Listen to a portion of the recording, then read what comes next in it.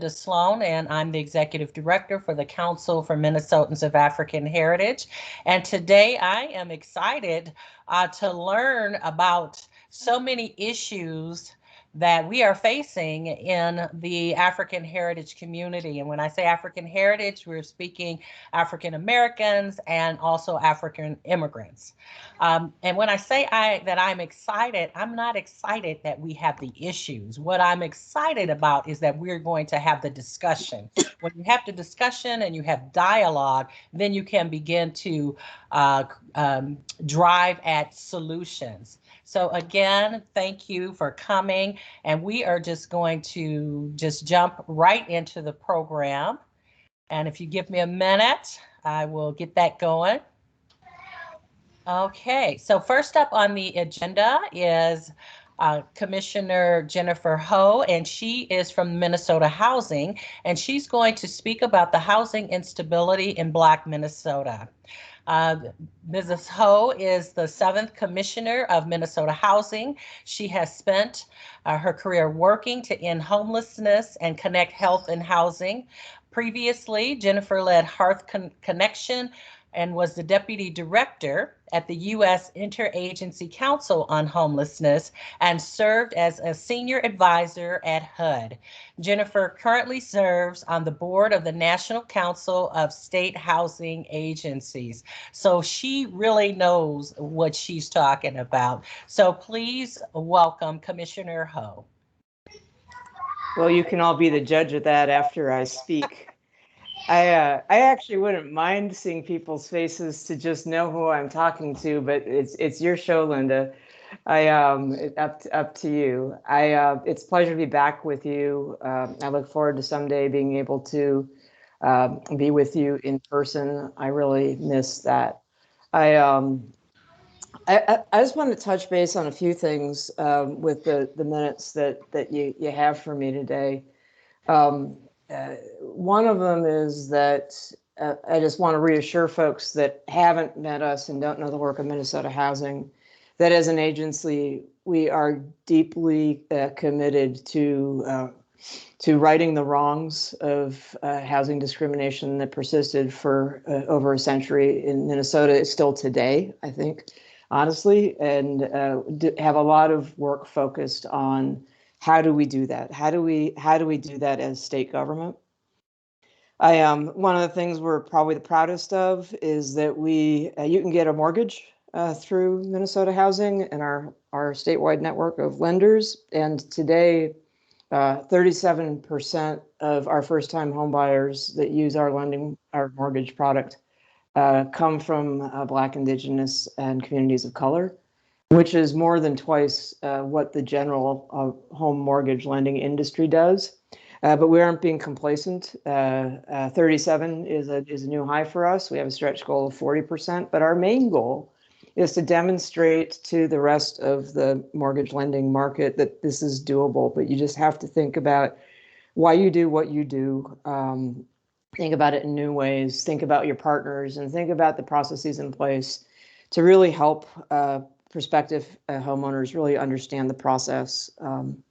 And so that's just a core area of work that we have been engaged in before I got there, but work that we just continue to stay focused on. We're so committed to having the industry follow our model that my assistant commissioner for single family is actually moving out into one of the largest lending banks in the community, Bell Bank.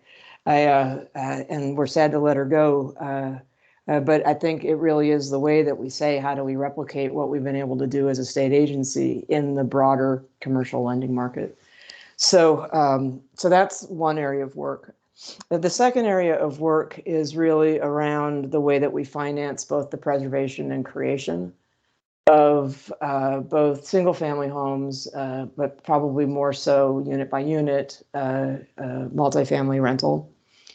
There's a lot of rental property and single family homes that need renovation dollars, and low-income homeowners can get a good deal on a rehab loan through Minnesota Housing's network. And if you stay in the home for a certain number of years, it's something that doesn't need to get paid back. If you sell right away, we ask that it get paid back. we do a lot of ramps. We do a lot of things that help seniors stay in their home, and that's an important product line for us.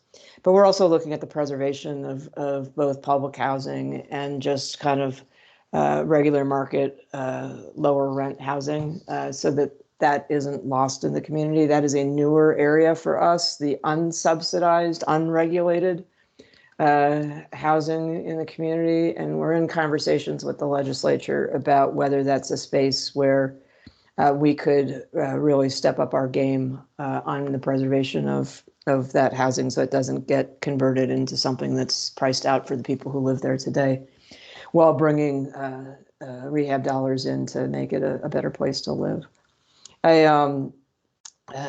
We're doing more work in manufactured home communities than we've ever done before. And we're waiting to see if the Build Back Better bill passes out in Congress. That would be the largest investment in housing by the federal government since the New Deal, the largest in my lifetime. And so really keeping a close eye on that. So whether it's down payment assistance or whether it's just more dollars for production or preservation, there's just a lot of, we're the State Housing Finance Agency. We're really a bank for the state's housing assets in the community. The other area that we focus a lot on is homelessness. And then over the course of the last year and a half, related to the pandemic and the economic fallout of the pandemic, we've run emergency rental assistance programs, and next year we'll be rolling out a homeowners assistance fund. Rent Help MN, the Emergency Rental Assistance Fund, got a fair amount of press in the last year. A big, huge, complicated program. But to date, by the end of November, we had put out over $273.9 million. We have $450 million in total for direct assistance. We're still taking applications. So if you know somebody who's fallen behind on their rent, they can go to renthelpmn.org or call 211. And then we'll have a parallel program launching sometime in the first half of 2022 called Home Help MN, that is for homeowners who have fallen behind or maybe had a forbearance on their mortgage payments. Help both through the state's great housing counseling network, but also with direct cash assistance to be able to help folks work out with their loan servicer a package that will help folks remain hopefully in their homes, or if folks have to leave their homes, to at least be able to sell the home and get as much equity as possible out of it, if it's something that they're not going to be able to do. Linda, thanks for your multitasking skills. I am not so good at that. So, I mean, those are really the key things. I mean, when I came into this job, it's so weird, just about 3 years now, I really understood that in the world of housing, we really needed to have a big agenda, a big aspiration. And I've been lucky that the governor and lieutenant governor have been with me every step of the way. They've been huge housing advocates. We've been successful at the Capitol with large investments in housing dollars, but the need is great, and it really spans everything. And I don't need to tell any of you that the housing market issues and the history of housing discrimination, the presence of housing discrimination in Minnesota, that these hit Black communities, African American communities, African immigrant communities, and other communities of color, and our indigenous Minnesotans as well, the hardest. And so, we certainly are trying to engage in a journey inside of the organization about how to do anti-racist work, how to do race equity work. I'm lucky to have brought in somebody from the Minneapolis Civil Rights Team as my new director of equity and inclusion during this last year. I've only seen her in person like 3 times, but she has just hit the ground running. And we've got an equity change team inside of the organization that is really working on how do we do this work differently, and how do we build the knowledge and skill set within the agency to be able to ask questions that maybe the agency hadn't asked in its previous 50 years. So I think this is an exciting time. I mean, we all have pandemic fatigue, right? I am. This is an exciting time for Minnesota housing between what's possible with Build Back Better and the fact that as we head into the next legislative session, we think that there's the possibility of really advancing some stuff on tenant rights. We think that there's an opportunity with both kind of the budget surplus that we expect to hear about next Tuesday, as well as the $1.12 billion in state fiscal recovery fund money that's going to be talked about, and a bonding bill. There are 4 ways for us to make a big difference for Minnesotans as it relates to housing in the next legislative session. So I don't know if we'll be up there or if we'll be Zooming. I have no idea what the session is going to look like. I don't think folks have figured it out yet. I kind of am eager. It's been nice to get out with legislators in their districts since the endless session finally ended in July, because I just think that relationship development and that ability to translate the fact that there's not a single part of Minnesota that isn't feeling the pain of the housing shortage and housing prices. This is real, and it's not a metro issue or a greater Minnesota issue. It's a Minnesota issue. It's a jobs issue. It's a school stability issue. It's a healthcare issue. And we got to get housing right if we're going to get anything else right. So that's kind of my quick thumbnail for you all. I'm happy to entertain. Got some old friends out here. I'm happy to entertain any questions, but I also know you got a tight agenda tonight and a lot of stuff you want to cover. So I'll defer to you, Linda, in terms of what you want to do.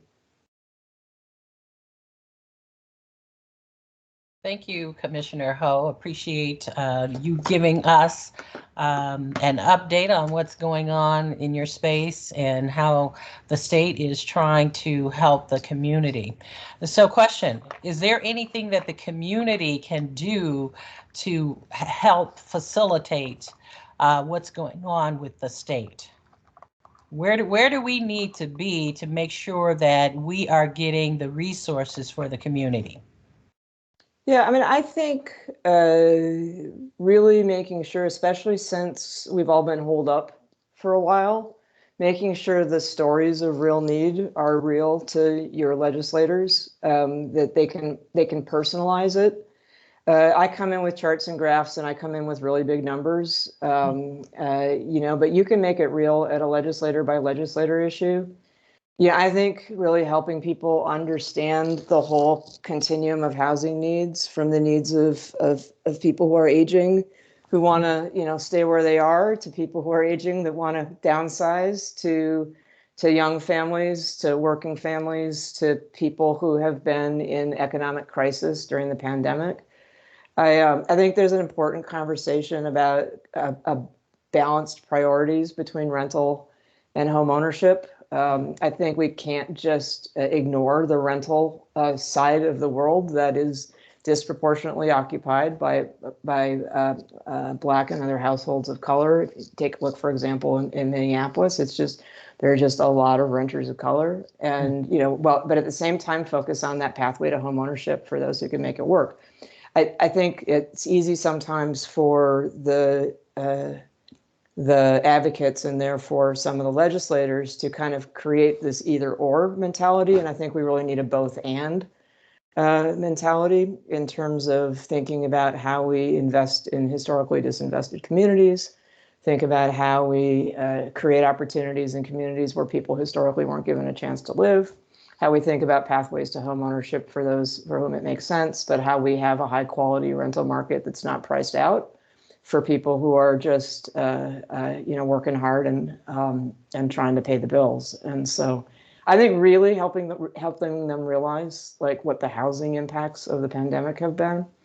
I go in front of the Senate on Monday to just talk about our emergency rental assistance, but again, I'll talk about big numbers and charts and graphs. But I think they need to hear from people who were able to avoid eviction because they were able to get government assistance. I think they need to hear from mom and pop landlords who did everything that they could to help their renters who weren't able to pay, to help them not be displaced during the pandemic. And I just think you guys can make those stories real for legislators, especially, as I said, at a time when we just haven't been getting out as much as we used to. Yeah. Okay, perfect. Any questions? Put them in the chat. Okay. Last opportunity. Okay, well, thank you so much, Commissioner. Let me just offer up my email to jennifer.ho@state.mn.us. So invite if anybody just wants to either questions, comments, suggestions, or ideas. We're working on the Go Big strategy with the governor's office to roll out for next session, and would love to hear any ideas that you all might have as well. So I know our minutes are tight today, so I don't want to. So are you, would the infrastructure money affect your space as well? The existing infrastructure money that already any passed? monies that'll be coming from the federal government as a part of the infrastructure bill that was passed? Yeah, the infrastructure bill that was passed doesn't directly move any money to Minnesota housing. It'll be helpful in the housing world in general because it's taking on things like lead in our pipes and things like that, but it's not money Minnesota housing will touch. If Build Back Better passes by the end of the year, that would be huge for us. Mm-hmm. Okay, so we're going to count on that passing, and then we're going to have you back. How does that sound? It would be my pleasure to come back when we can just engage in more dialogue. Okay, great. Thank you again for coming. Commissioner. I hear somebody saying they have a question. Linda, I'll defer to you. We can't hear. Can you put it in the chat? No, it's not going in the chat. I've tried. Yeah, I can't chat either, sis. Oh, okay. Well, fine. Is that Yolanda? Yes, it is. Okay, so go ahead. We have a couple minutes.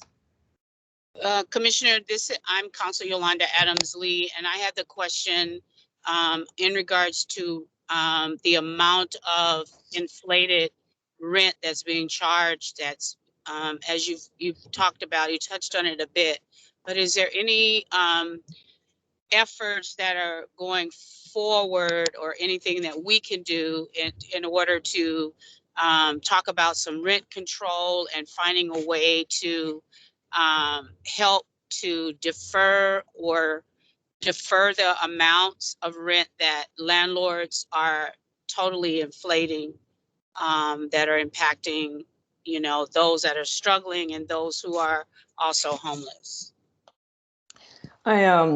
I have the feeling that rent control will be a pretty contentious discussion at the legislature. My sense is that the Senate Republicans are going to want to prohibit local jurisdictions from passing local rent control measures. And then, of course, we have the two experiments in Minneapolis, St. Paul from the most recent ballot initiatives. I mean, my takeaway from the Minneapolis and St. Paul votes is that the majority of voters understand that what's happening is untenable. And so I think there's going to be a lot that plays out in those two very different things that passed there, and all eyes are going to be on Minneapolis and St. Paul to see what the effect of those measures are. I think that I think it will become a really political issue at the Capitol because that's just the way the Capitol is right now. So I think that we've been in dialogue with Minneapolis and St. Paul, and we want to support them with information that they might be useful to them as they do this stuff. But it does give us an opportunity to kind of see two very different versions of approaching this play out in the two cities. And so that's the way that I'm looking at it right now. I mean, almost every Republican senator that I've met with in the interim has talked about legislation to stop local rent control measures. So I think, I feel like as the housing commissioner, our job is to deal with the supply problem. We don't have enough units, and we don't have enough units that are targeted at folks who make the most. And so the best contribution that we can make is to harness investments to be able to create and preserve more housing targeted at folks who make the least. Great. Commissioner, go ahead. Just one simple question real quick, because I heard you say equity. Equity looks different to, and my mom always said a mouth will say anything. Words are just that, just words. Your actions are actually what I'm more concerned with. And by the way, I'm Representative John Thompson. I've got your name on the screen. These things are helpful that way. We all get name tags. Here's just my simple question. What does equity look like to you? Because during this last legislative session, we were all told in the beginning that no bills would pass through our desk without having an equity lens. And when you look at the bills that went through this year, it kind of missed my community when it came to equity. I don't know if people understand what equity means, or is it just a buzzword? And so I'm just wanting to hear from you. What does equity mean to you? Yeah, I mean, at the agency, I think it means a deep understanding of why we have the housing disparities that we have in Minnesota, the fourth worst home ownership gap in the country. Why is it that so many Black renters and other renters of color pay more than 50% of their income on rent? We didn't get to this by mistake. This was done intentionally through policy. And the way to get out of it needs to be done with intentionality through policy and practice and funding decisions. I mean, so at Minnesota Housing, for example, as a housing lender, how do we look at credit scores? Credit scores have always been a part of how loans are made, but we know that credit is racist. And so how do we think about credit scores, and how do we think about that in our own program design? How do we think about access to the programs that we have? You know, government is complicated. Housing finance is complicated, but how do we not just close the door to developers who haven't had access to our tools before because they're hard? You know, how do we be in dialogue with you know, Black-led, tribally led developers about our tools and access to those tools? Every time we fund a building, we make decisions about where the rents are going to be pegged. And we can make decisions about those rents being higher so that the building cash flows better, or we can make decisions about those rents being lower so that they're more affordable to people. And, you know, every 2 years, we do this, you know, this big wonky document that the feds require because we run the housing tax credit program, but it basically states what our priorities are, and it makes decisions about who gets prioritized when we score projects for funding. So some of the changes that I've made since I've been there is, for example, it used to be very hard if you were in a very poor census tract to get our money, because the agency's policy had shifted to this theory of mobility. I am not a all-in subscriber. People should be able to live in the community where they want to live, and we shouldn't disinvest in historically disinvested communities. So, I mean, it's about figuring out how to, one, own how we got here, right? And the roles that state agencies, federal policy, banks, lending institutions have played in it. Opening up a space and teaching my staff how to have conversations about the effect of racism in Minnesota on the housing market and what our role is in counteracting that, but creating space for that. Empowering our employees of color to feel like they have a greater voice and a greater say when we think and do this in a truly empowered way, as opposed to in a tokenized way. Engaging in how we sit and listen in community. I mean, before the pandemic, you know, I got to go sit with residents of manufactured home communities, you know, but so like where we go, who we sit with, and how we listen to them, and what we do with what we hear is how we change the way the agency does this work in order to create more just and equitable housing outcomes in Minnesota. So, I mean, I would enjoy this conversation longer, but I'm also aware of the fact that we're at 6 o'clock, and I think I just got at least an A- on my response there. So I'll take that as a good closing point. Thank you, Representative Thompson, for the question. Yeah, no, thank you. I appreciate you going into that explanation, because that's important. So we are going to move right along. So thank you again, Commissioner Ho. We appreciate you coming on, and we will talk again. We will have me back. Again. Have me back any time of day. Okay.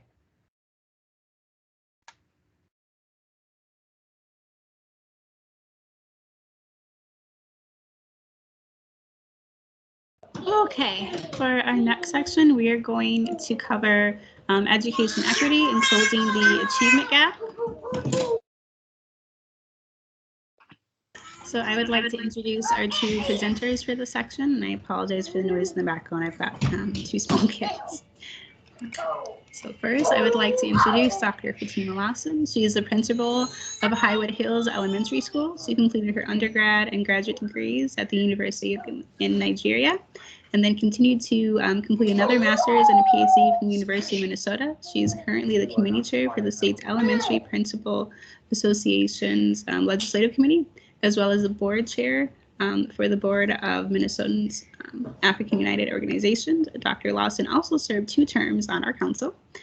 So thank you, Dr. Lawson. I'd also like to introduce Paul Spies. He has served as a legislative active lead for the Coalition to Increase Teachers of Color and the American Indian Teachers in Minnesota since he was one of its co-founders in December of 2015. He has worked closely with our council and other state ethnic councils over the years to advocate for the Increased Teachers of Colors Act. His work as a professor in the School of Urban Education at Metropolitan State University, which has the most diverse student body, faculty, and staff in the state, including the largest number of teachers and candidates of African heritage. I'll let you two take it away.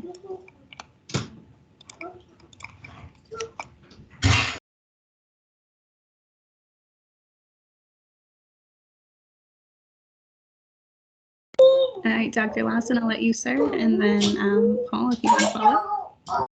Okay, thank you, and welcome everyone. Thanks very much for giving me this opportunity to participate in this amazing summit. Actually, I really was looking forward to it, not even knowing that I would be given the honor to address you this evening. I would like to start, actually, we're talking about educational equity or closing the achievement gap. We've heard about this a whole lot. So hopefully by the end of today, my colleague and I are going to give you more also information that would be useful to further understand this and probably put our hands together to make it work. So let me start with former President Barack Obama's quote. He says, "We are true to our creed when a little girl born in the bleakest poverty knows that she has the same chance to succeed as anyone else." So what is educational equity and how does it work? Educational equity, simply put, is about doing what is needed for each child. I know that Commissioner Holt, described equity in terms of housing. They are not far apart, but doing what is needed for each child, and is different from equality, by the way. Ultimately, by doing that, we will reduce gaps and improve academic performance for every student. It's more than how a student does on a test. It's what we as educators, as families, as healthcare providers, and communities do to make it easier for students to learn, to feel supported, and access better educational resources in conducive learning environment. That's huge. So what is this achievement gap that we're talking about all the time? Well, achievement gap, simply put, is usually defined as gaps in academic test scores and high school graduation rates. That's just what it is between white students and students of, well, now they say students of color, but it's really between white students and Black students. Yeah. Sometimes gaps may exist if a student is still learning the English language or is from a family with low income. However, the achievement gap is not limited to K-12 education. These, and I'm sure that my colleague will also emphasize on that, these students, face similar gaps in post-secondary and college enrollment and graduation. They face similar gaps in job opportunities, income, health, and much, much more. So the term achievement gap, as we have come to know and use it, may actually be an opportunity gap. The opportunity gap refers to the difference in resources and opportunities afforded to underserved students versus their peers. For example, minority students may be subjected to unfair biases. We know that, and we have seen it. We may not call it because we're in Minnesota nice, but English language learners may not be able to comprehend course materials as easily as their native counterparts. Students from low socioeconomic backgrounds may not have the money to pay for tutoring or other opportunities or experiential learning opportunities. We have families who take their students their children to the Grand Canyon, take them around the world to expand their learning horizons. So some of these, our students we're talking about, may not have those opportunities. So how do we, as educators, as community members, address these shortcomings or equity challenges in the system? As I said, there are other gaps other than achievement gaps that contribute markedly to the equity and gaps that we see in achievement today.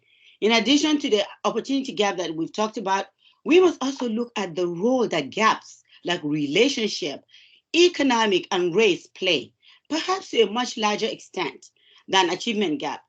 We talk about achievement maybe because it is easier for us to talk about, not race, not economic, etc. So now that we've seen these definitions and have really probably clarified the terms, we have to look at how these things affect us and what we as educators, community members need to do. The first thing that we have to do as a system, and I'm rushing here because I am aware that we have 15 minutes, so I don't want to exhaust more than 7.5. So first, we have to diversify the school staff. Students need to see and interact, not just see, interact with people who look like them at the helm of education and teaching in our schools and also in school leadership. I'll give you a short story. I was teaching in Concordia, and then a teacher came in very, very upset. I'm like, what happened? I didn't have a good day. I had a good talk with some of my high school students, Blacks, and I told them, you can be whatever you want to be. And she said, I meant it from the bottom of my heart. But the students said, you're right. That's why all the Black people we have in this school are janitors. That is deep, and it touched the heart of that particular teacher to the point that she brought it to class and we made the topic of the day. So it is important for these students to see people who look like them so that they can aspire to something. It's not only lip service. It inspires them. Research upon research has shown that when they have teachers of color, they are inspired and they have higher expectations and they help them to aim higher. And above all, they create an ally in the process of learning. And those allies or those relationships are enduring. Next, we have to create alternative disciplinary systems and actions. We are not lying when the research shows that, we have disproportionate, students, especially Blacks, being suspended. If they are not in school, they cannot learn. So we have to have processes in place that will keep our kids in the classroom and keep them constantly engaged. It's not enough to be in the classroom, have a body in the classroom, and that body is not learning. We have to build support systems that include community partners to ensure that underserved students get support outside of the classroom. It's not enough these days to have everything in the classroom, everything within the four walls of the school. And we need to work, we educators need to be open-minded and work with communities to create solutions that are tailored to, that's equity, to their specific needs. Every child comes with us with a specific need. We cannot use one brush to paint every child. And while we're doing that, we're also exploring the challenges of child and youth development today. Middle school is very challenging. Why? They have some other physiological hormonal changes going on in their bodies that affect how they relate and how they learn. We have to know all those things too. We have to find ways to help families incorporate ideas at home that would support or align with what we're doing in the schools, and that would support learning. Housing is a big deal. I'm glad that we started with Commissioner Home. And what she said really directly relates to what we do as educators. We have to also find or beware of stereotypes and implicit biases. These are soft bigotry. You see it, you hear it all the time from the students themselves, from the families, and some of our teachers of color are telling us today that they are not respected on an equal footing as others, even by our own, I would say, people of color. So we have to put so many things in place to make sure that these stereotypes and explicit biases are addressed from both ends, not just, okay, it's white against Blacks, but also it is actually reversed when you look at it for the most part. Last, but certainly not least, ladies and gentlemen, we have to implement culturally relevant teaching practices and training. we are finding that our materials are very, very culturally diverse today. Minnesota Department of Education has done a great job in revising the standards and also incorporating a lot of Black actors, writers, authors, and illustrators so that kids will see these books and kids that look like them. But guess what? Our practices remain the same. And that's why we're not seeing any movement in the right direction. Until these things are put in place, we cannot, I will submit to you today that we cannot even start to talk about closing the achievement gap. These are the factors that are behind really widening the gap, not closing. So what policies should we be aware of, especially when we're talking about the African heritage children? In improving equity in our educational system, we have the power, again, we have the power to allow students of African heritage to shine on any stage on this earth, not just in the United States or in Minnesota. We should stop measuring success by test scores, ladies and gentlemen. Test scores do not make it. What about growth? What about other things that our students are learning that we are not measuring? If we did these things by all means possible, we will see as a collective, we'll see ourselves as collectively responsible for improving the quality of life of our students. And also, of course, of life of others. There's research that shows that when you have teachers of color, as an example, they don't only take care of the needs of the kids of color, they take care of all kids. And those things are very, very critical.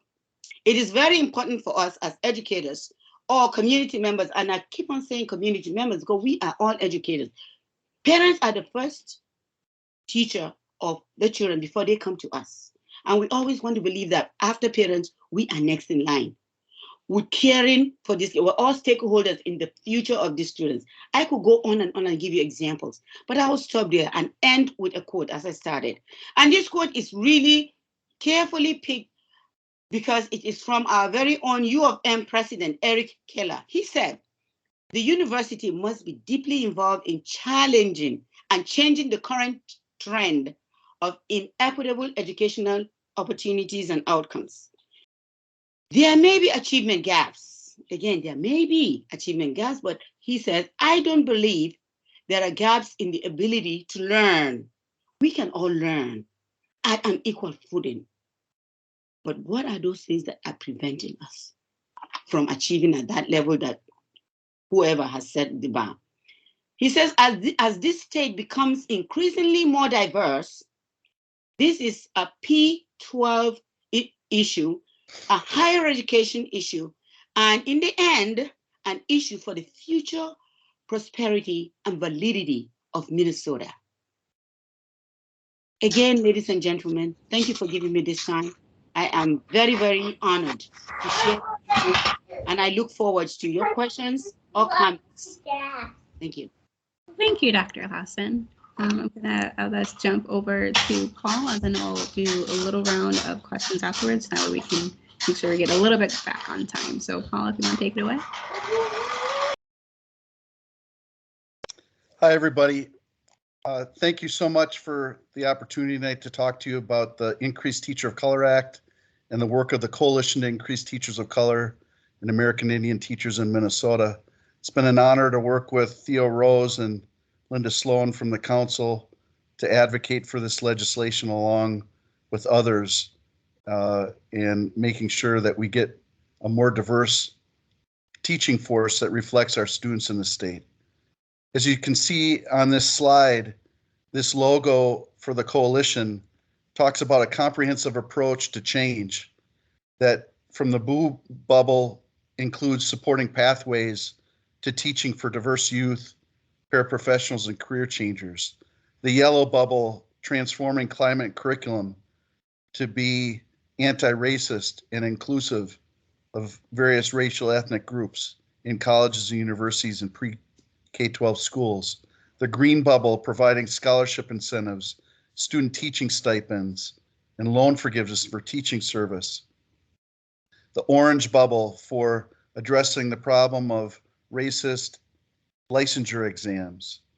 and the red bubble for addressing the need to provide induction and retention support for students, for teachers rather.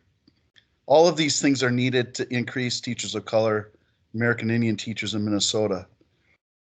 Because we have this problem, as Dr. Lawson spoke so eloquently about, we have this huge opportunity gap in Minnesota where our student of color population is increasing about a percentage point every year, and is now 38% of all the students in the state. Of course, we know that in many districts, majority of the population of students are students of color, but statewide 38%, yet only 7% of the state's teachers workforce, 63,000 teachers, only 77% are teachers of color. And as you see in the upper right-hand corner of the screen, this is data from the State Licensing Board, PELSB. There are only 1,500 licensed folks of African heritage in the state. These aren't all people teaching. That number is even lower. So it's a crisis, an opportunity gap crisis. What have we done about it the last 6 years? The Coalition to Increase Teachers of Color is not an organization. It's a coalition made up of the Council of Minnesotans of African Heritage and other ethnic councils of the state, many other organizations. 55 organizations endorsed and supported the Increased Teacher of Color Act this last year. And we were successful in raising, getting the legislature and the governor to agree to raise funding from $4 million in fiscal 21 to this current fiscal year to $12.8 million in the E12 budget. We had asked for 22 million and 12.8 million got passed. That seems a lot, like it's three times more than what we had the previous fiscal year, but it's still only 55% of what was proposed and needed to increase the percentage of teachers of color. There are a variety of programs, and I'll just leave this for the recording, or if people have questions later, that got funded and how much they got funded. But a comprehensive set of things, like I talked about with the coalition's logo. On the higher ed side, last legislative session, we increased funding from just under $1 million in fiscal year 21 to $2.4 million for financial support to students in college preparing to be teachers. We had asked for 17 million though, and that was only a 15% return on what we had asked. So there's a lot more work on the higher ed side. Again, I'll breeze through this and allow people to come back and look at it later. So the 2022 Increased Teachers of Color Act, what passed last session was basically a bunch of money, but the proposals for changing state policy did not pass through the Senate and were not agreed to then in the final legislative bill that passed for education and higher education. So things we're coming back again this year with the Increased Teacher of Color Act include our goal to increase the percentage of teachers of color, American Indian teachers, or Toka'id, at least a percentage point every year. The bill actually calls for a 2% increase every year, so that by 2040, almost 2 decades from now, we're going to be able to finally say that we have a percentage of teachers of color in the state that reflects our student population. But we have been stuck at about 5% teachers of color for the last 15 years. So even that modest increase, incremental increase each year, which is about 630 teachers net gain of teachers of color every year that would be required to just move 1%. That's the goal that we're seeking. Amending statutory requirements for the world's best workforce and the achievement integration statutes that would require district strategic plans to address systemic racism in school climate and curriculum. Eliminating teacher licensing exams for those completing improved Minnesota teacher prep programs that have met high standards. We know that these standardized exams have racial bias in them, and they have no predictability. They don't determine whether somebody's able to teach or not. They don't have that skill and power. And making sure that principals are evaluated based on their ability to be culturally responsive with their leadership. We're also going to ask for more money. So your help is needed. You can join the coalition at www.tocaimn.com.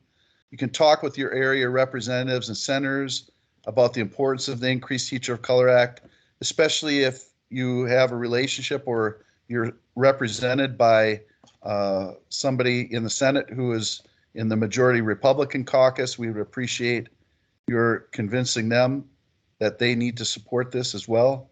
And then increasing the efforts in your community, this says campus, to graduate and have more people join the workforce through teaching. Thank you so much for having me tonight. And my first teacher of color was in college. His name, Dr. Andrew Conte, was West African ambassador to the Soviet Union from Sierra Leone. And he and I are still friends all these years later. So as Dr. Sloan said, it's quite a good thing for all students, not just students of color, to have a teacher of color. Thank you. Thank you so much, Paul. We do have a presenter. Who has a little bit of a time crunch. So in the sake of making sure that she is able to speak, I will forgo questions for this section. And if any of our community members do have a question, please put it into the chat or send an email over to us at our email address, which is cmah@state.mn.us. And then we're going to turn it over to Biff2 as well as Justin for our next section. Great. So our next section is going to be on police accountability and violence prevention, which I'm sure is on everyone's minds right now. And we will have Biff2 Ibrahim Adam and Justin Terrell speak to that subject. I'd like to introduce you to Biff2. Biff2 is the Victim, Family, and Community Relations Coordinator for the Bureau of Criminal Apprehension, which is a role she began in March of 2020. Biff2 holds a master's degree in criminology and has a decade of experience working with survivors of sexual violence, domestic violence, human trafficking, gun violence, homicide, missing persons, and incarceration. Whew. Most recently, Biff2 was appointed to serve on the nation's first ever task force on missing and murdered African American women. That's Biff2. I'd also like to introduce you to Justin Terrell. Justin is the executive director of the Minnesota Justice Research Center. Justin has a bachelor's degree in social work with over 10 years of experience working with youth and families in crisis. He is currently pursuing a master's degree in advocacy and political leadership at Metro State University and is the former executive director of the Council for Minnesotans of African Heritage. So welcome to Biff2 and Justin, and why don't we start with Biff2? Thank you, Linda, and thank you to the council for asking us to come back this year. I will briefly just talk about what folks have asked me to, and then I do apologize if there are any questions or comments. I'll put my contact information in the chat. So like Linda said, my role at the state, I came on in March of 2020, so I've been here about a year and a half. And really my role was created to address a gap in victim services, particularly families impacted by officer-involved use of deadly force cases. So prior to my role existing, our special agents would work with the family, but they might not have been able to connect them to the degree of services that a victim advocate could. And so really step in that particular way. After the murder of Mr. George Floyd in 2020, the legislature created funding for the Force Investigations Unit, which is where I do a lot of the work that I'm on. I'm sorry, can you all hear me? I apologize, I see a note in the chat. You can hear me, Linda? Okay, I'm sorry, LaTanya. The Force Investigations Unit was created to sort of separate our special agents who are conducting these investigations on officer-involved use of deadly force, as well as what was added, which is officer-involved sexual assault and conflict cases. As of August 1st of this past year, we've also taken on investigating National Guard criminal sexual misconduct cases. These are cases in which both parties are members of the National Guard, and the National Guard is in the context of Minnesota. So we know a lot of folks come here for training, but the investigations that the BCA's Force Unit is doing are specifically for people who are Minnesota National Guard members. One of the questions I was asked is, how are we serving victims and families? And so to be very honest, right, the BCA's role in investigations is already proactive, and we know that. We're meeting families when they're at a state of compounding trauma. They're interacting with the system. They're also often dealing with the death of their loved one. And so recognizing that we know that our role in investigations is not one that is exclusive or holistic of ways of violence prevention. And I can talk about some efforts a little bit later, but I'm trying to be mindful of time. So I apologize if it feels a bit rushed. One of the largest parts of my roles is around death notifications. So the BCA serves the state of Minnesota as a whole, while our Force Unit has a sort of specialized role that is new. The other sort of arms of our agency assist in homicides, missing persons, sex trafficking across the state, particularly domestic homicides, which in October we talked a lot about because we saw a rise in domestic homicides across the state. And so I think the point to note sort of death notifications is no family wants to hear that their loved one is passed or been taken, particularly by folks that they don't know or might have never heard of. And so recognizing the state that they're in and also being able to meet their needs. And when we cannot identify that, and advocate for ways that we can. And so one example is Minnesota Heals, which I think last year we might have talked about, was a proposal by the Department of Public Safety to create a fund that would be the first in the nation to try to close a gap in aftercare, right? Families that were impacted by an officer-involved use of deadly force were not eligible for the Minnesota crime reparations unless that officer is charged. And as we know, doesn't happen often. And so those families were still left without their needs as a crime victim. So other crime victims will get access to reimbursement for therapy, medical costs, funeral, and we know that these families aren't. And so Minnesota Heals was 3 parts, and one part would have created a fund for family members where their loved one was taken from them by an officer-involved use of deadly force, assistance with aftercare. The other part would have created a fund for community healing grants. So knowing that after a traumatic event, whether it's a mass shooting, a bridge collapse, an officer-involved use of deadly force, that community members are grieving. We have community members going into the street every day and providing care and mutual aid, but that there's a responsibility in the state to be there as well. And so that was the other part. And the other part of Minnesota Heals was around first responder wellness. Unfortunately, did not pass this last session, but the department remains committed to advocating for funding that allows for community healing. I don't know sort of what time I have left, Linda. So what I'll say is that I'll put my information in the chat and also explain briefly sort of the other parts of my role. While I do direct service, and that is my background, a main part of my background is also taking feedback from family members daily and escalating it. It's not my role to speak for community, but rather to be a conduit, and whether the feedback is a failure of our end and not being able to provide them with resources or the timeline of our investigation or the potential trial, all of these things are things we need to hear, right, and not things that we need to silence. So with that, I'll say thank you. Pass it over to Justin.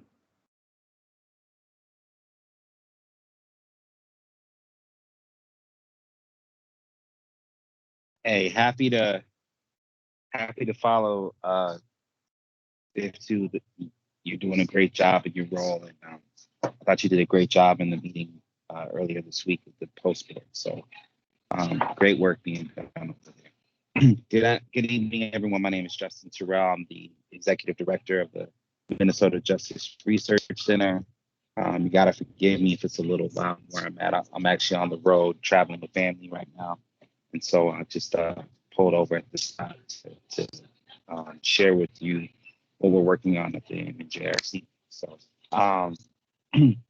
as was shared earlier during my bio, I'm the former executive director of the Council for Minnesotans of African Heritage. And it's really encouraging to see this conversation continuing the policy summit. Great opportunity not just to learn more about the council, but to learn more about efforts that are being led by folks in our community and thinking about how they could potentially play out at the Capitol. And so I'm just thankful to be here with you tonight. I'm gonna cover two quick things. Talk a little bit about the work at the MNJRC, and then also talk about the work we're doing on the Post Board. I also serve as a community member appointed by Governor Walz on the Minnesota Peace Officer Standards and Training. And so start with a little bit about the Minnesota Justice Research. We are a 501c3 nonprofit founded in 2017 by Tom Johnson. I served on the board while I was the executive director of the council. And after the uprising that followed the murder of George Floyd, and with all that was going on with COVID, the organization was struggling a little bit. And so I decided to take on that role to see if I could get the wheels spinning. And our goal is to transform the criminal legal system. We don't believe we have a criminal justice system today. We believe we have a system that works really well for those who are white and wealthy, and works really poorly for those who are black and poor. We don't believe there's gender equity. We don't believe that the system is designed for a multicultural democracy, that we are becoming more and more in that lane as a society every day, and yet our system is designed for a segregated, non-democratic society where not even just black folks couldn't vote, but women were considered as property as well. And so our goal is to right-size. At the MNJRC, we believe that there are far more shared values than we spend time on, and that if you put some data behind and some research behind those values, you can actually start to build bridges to bring people together to work towards transformative and meaningful change.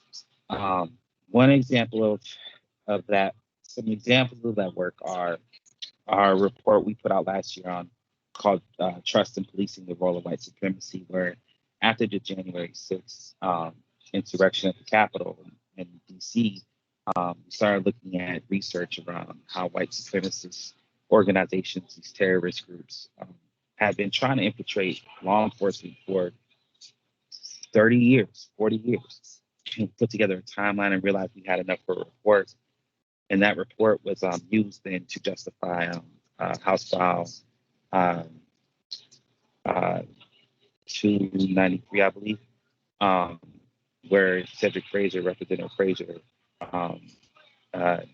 required law enforcement not to associate these white supremacist terrorist groups. That bill didn't move very far in the House or the Senate, but the Post Board adopted that policy on the day Dante Wright was buried. So that's an example of our work. So like we try to just, do the research on a contemporary issue around a specific value, use that as background research that can be used as policy development. We focus on three things: research, education, and policy. Let's use that example of our work because I want to talk to you about a very important issue. The Post Board. So the Peace Officer Standards and Training Board is the licensing body for law enforcement in the state of Minnesota. And long story short, this body is, every profession, major profession has a license that has licensing standards. So you heard from educators tonight, right? Realtors have licensing standards, lawyers, any general profession that has a board at the state that governs their profession standards. And what we found with law enforcement is the board that was governing their professional standards really had a dirt floor. That is, there weren't a whole lot of standards there. And after coming through the uprising, we found that there had been people at the Post Board working for years to try to boost the level of standards of conduct for officers in the state of Minnesota. And so when I joined the Post Board, I was blessed to be appointed as the chair of the Rules Committee. And what that means is that we can adopt rules that increase the standards for officers in the state of Minnesota. And there's a lot happening there that warrants your attention. I see the comment in the chat. when I say they have been trying, I'm referring specifically to people like Dr. Raj and Michelle, advocates and activists who have been appointed to the advisory committee to overhaul the standards of conduct for the post. And so that effort's been going on a lot longer before I got there. And so I'm not going to take credit for that. However, I am in charge of the committee that is moving those standards through a process where they become administrative rules. And ideally, we could overhaul the entire profession of law enforcement, creating standards that are agreed upon by community members and members of law enforcement. This is a critical moment to tune in and start paying attention to that, to the post board. You can go on to the website and just type in post, just Google post MN, and they'll come up. And what you can do is you can start tuning into the meetings, start reading the notes, because what's going to happen is a very big conversation about standards of conduct for law enforcement in the state. I will close with just 2 quick points. Earlier this week, there was a conversation where one of the sheriffs actually said he was disgusted with the behavior of the Minneapolis Police Department, and that he really stopped short of endorsing the Vote Yes campaign that would have created a Department of Public Safety.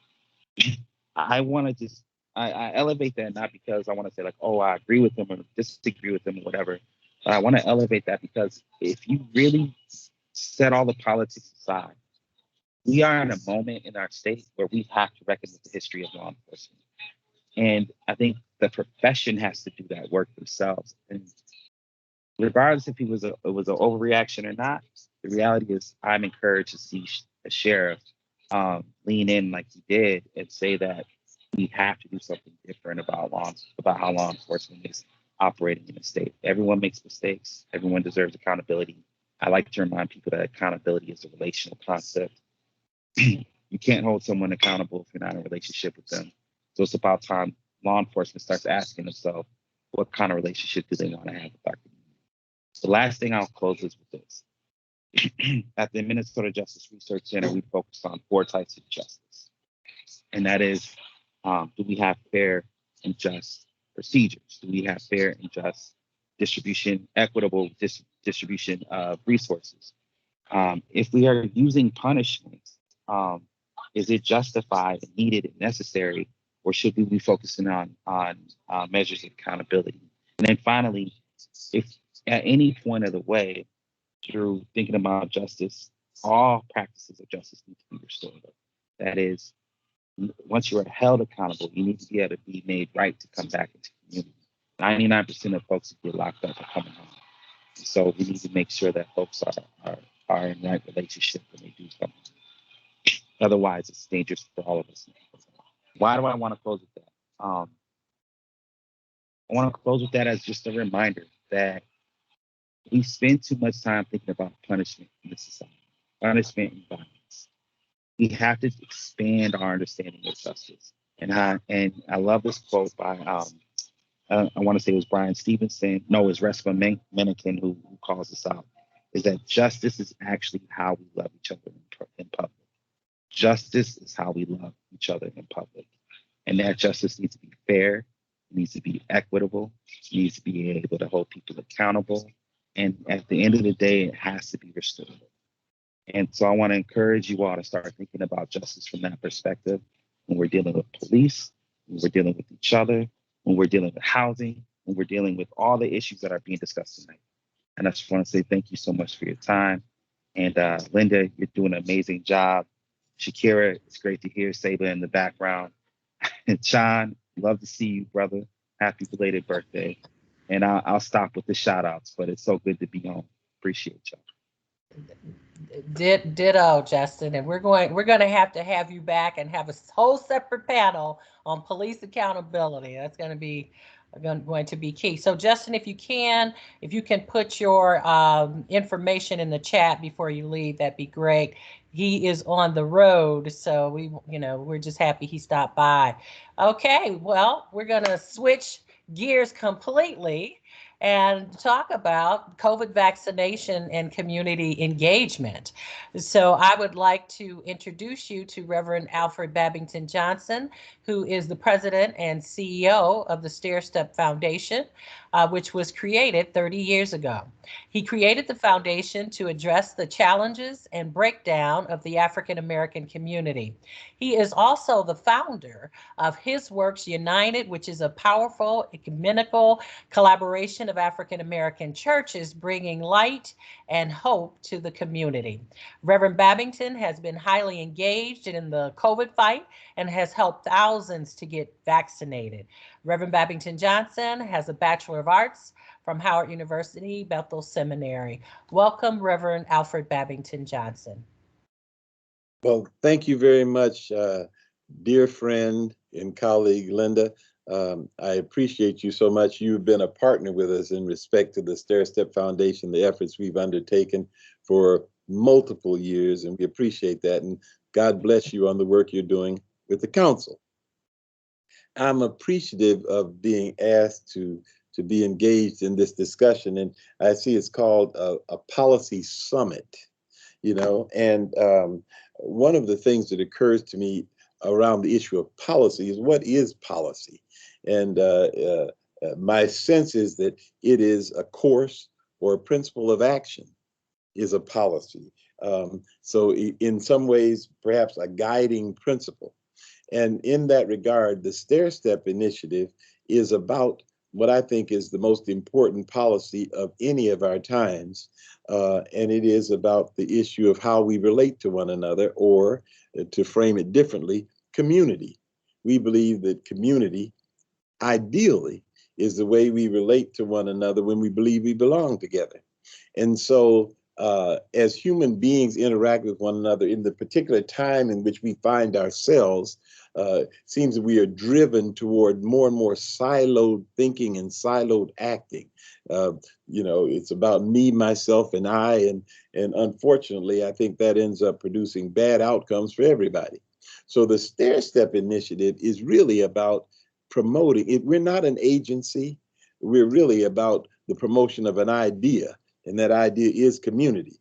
But for viability, of course, we end up doing specific things and operating in specific arenas. But I hope we never take our eye off the ball of how do we build a stronger African American community.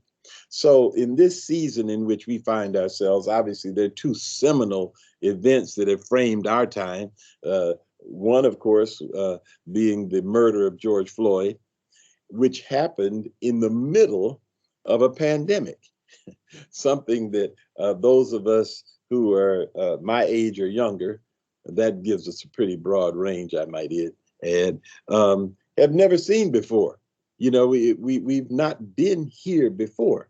And so the question is, if our quest is for community, whatever the challenges are that come to us, how do we operate in such a way that we are advancing that cause?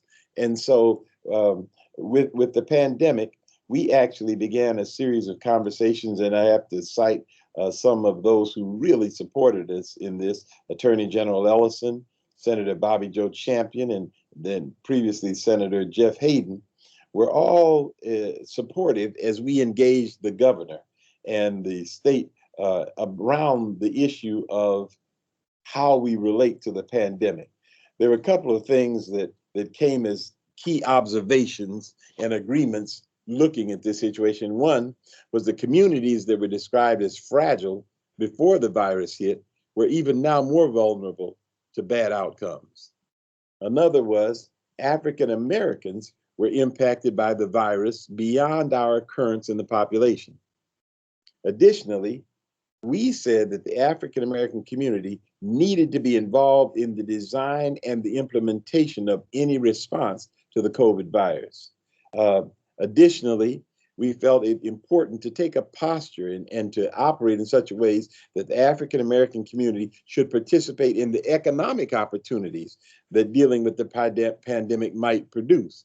And clearly, one of the things about anything in life, not just in America, but anywhere else, there's always economic impacts. There's always economic opportunities. And if we don't intentionally frame ourselves in a position to take advantage of that, we will continue to be those with nose pressed against the window pane.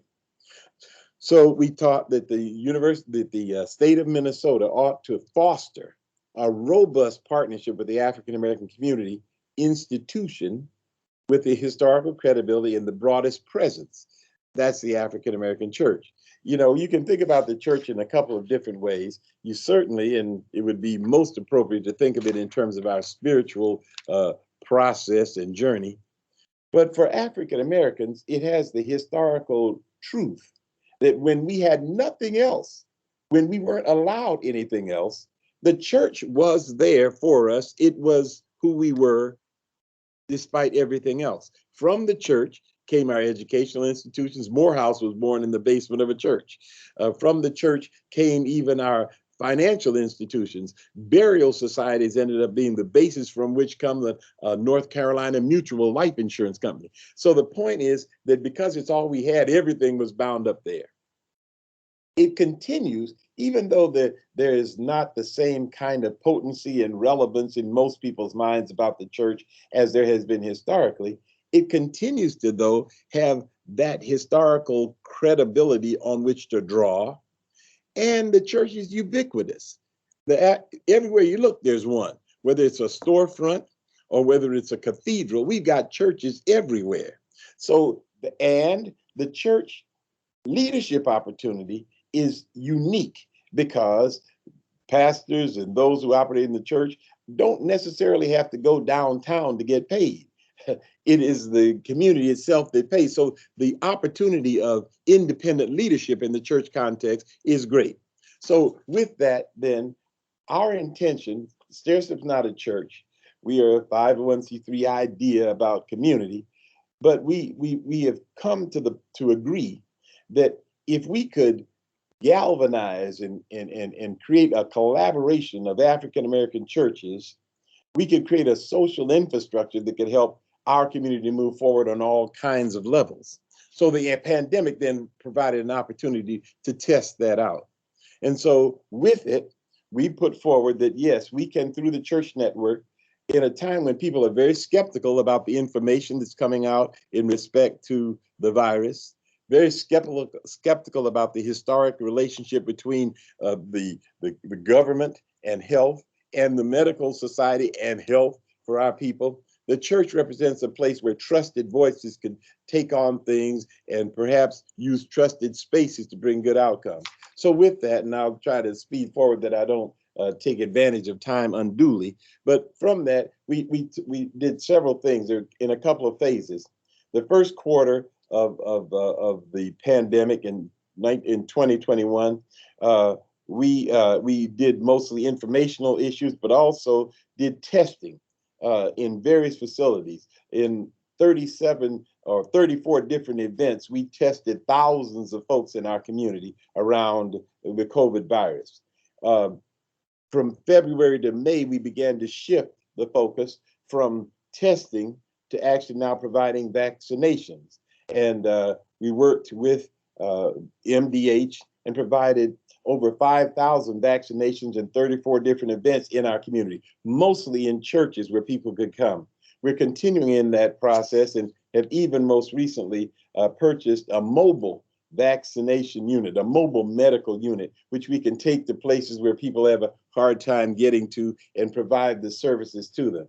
The bottom line on this for us, again, is the challenges to our community continue to come. They change in subject matter, perhaps from time to time, but they continue to come at our community.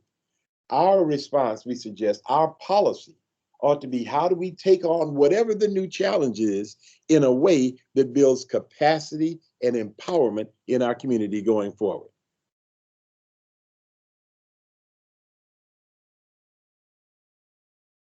Great, thank you. I think you might have one more minute, and I just have one quick question for you. So, where are we now with the virus? And have you heard what's going on with Omicron? And where are we? What are you thinking?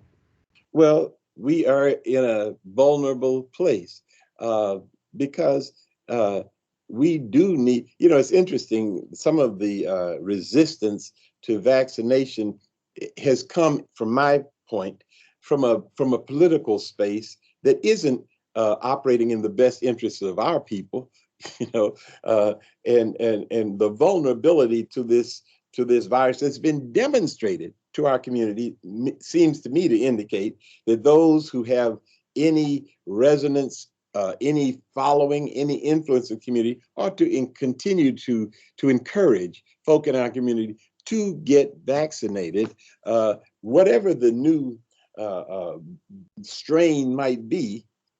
You're more vulnerable to it if you aren't vaccinated. Let me say one other thing, and that is about some of the resistance has come because people have said that the vaccination scheme came around so quickly and so suddenly. Well, that's not quite the truth of the matter, because for over a decade, there's been work on different types of coronavirus. Clearly, this pandemic hit universally in such a way that it was all hands on deck. And so the information that had been accumulated was utilized to bring us forward to a place in which there's been obviously a very effective vaccine developed. I truly hope that our brothers and our sisters will look to themselves to be vaccinated, to be healthy, to save life, to save injury, and go forward to a new place together. Okay, great. Well, thank you, Reverend Alfred Babington Johnson. I could listen to you all day, but unfortunately, we don't have time to do that. Thank you, Linda. But thank you. Can you put your information in the chat so that if anyone wants to reach out to you and hear more? Is it Babington? At stairstep.org. Thank you so much.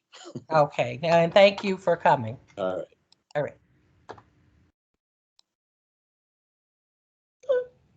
All right, I have the pleasure of introducing our next section, which is a section that I am very passionate about, as somebody who was pregnant during the start of the pandemic and someone who obviously has a kid right now. I'd like to introduce our next two panelists, those being Jamie Kavia, who is a research advisor for the Center for Anti-Racism Research for Health Equity at the University of Minnesota. She is also a PhD candidate in the University of Minnesota School of Public Health Division of Health Policy Management, studying health services research, policy, and administration. Her focus is on the sociology of illness.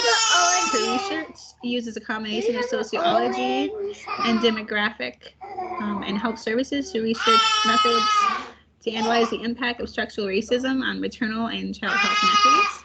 I'd also like to introduce Ms. Samira Villarrobe, who is the director of the Wilder African American Babies Coalition and Projects, and is the program manager for the Integrated Care High-Risk Pregnancies Initiative, which includes the Brains Are Built campaign, which is a co-partner with me and my baby brain building bags, and a co-producer with Twin City Public Television Brains Are Built PSAs.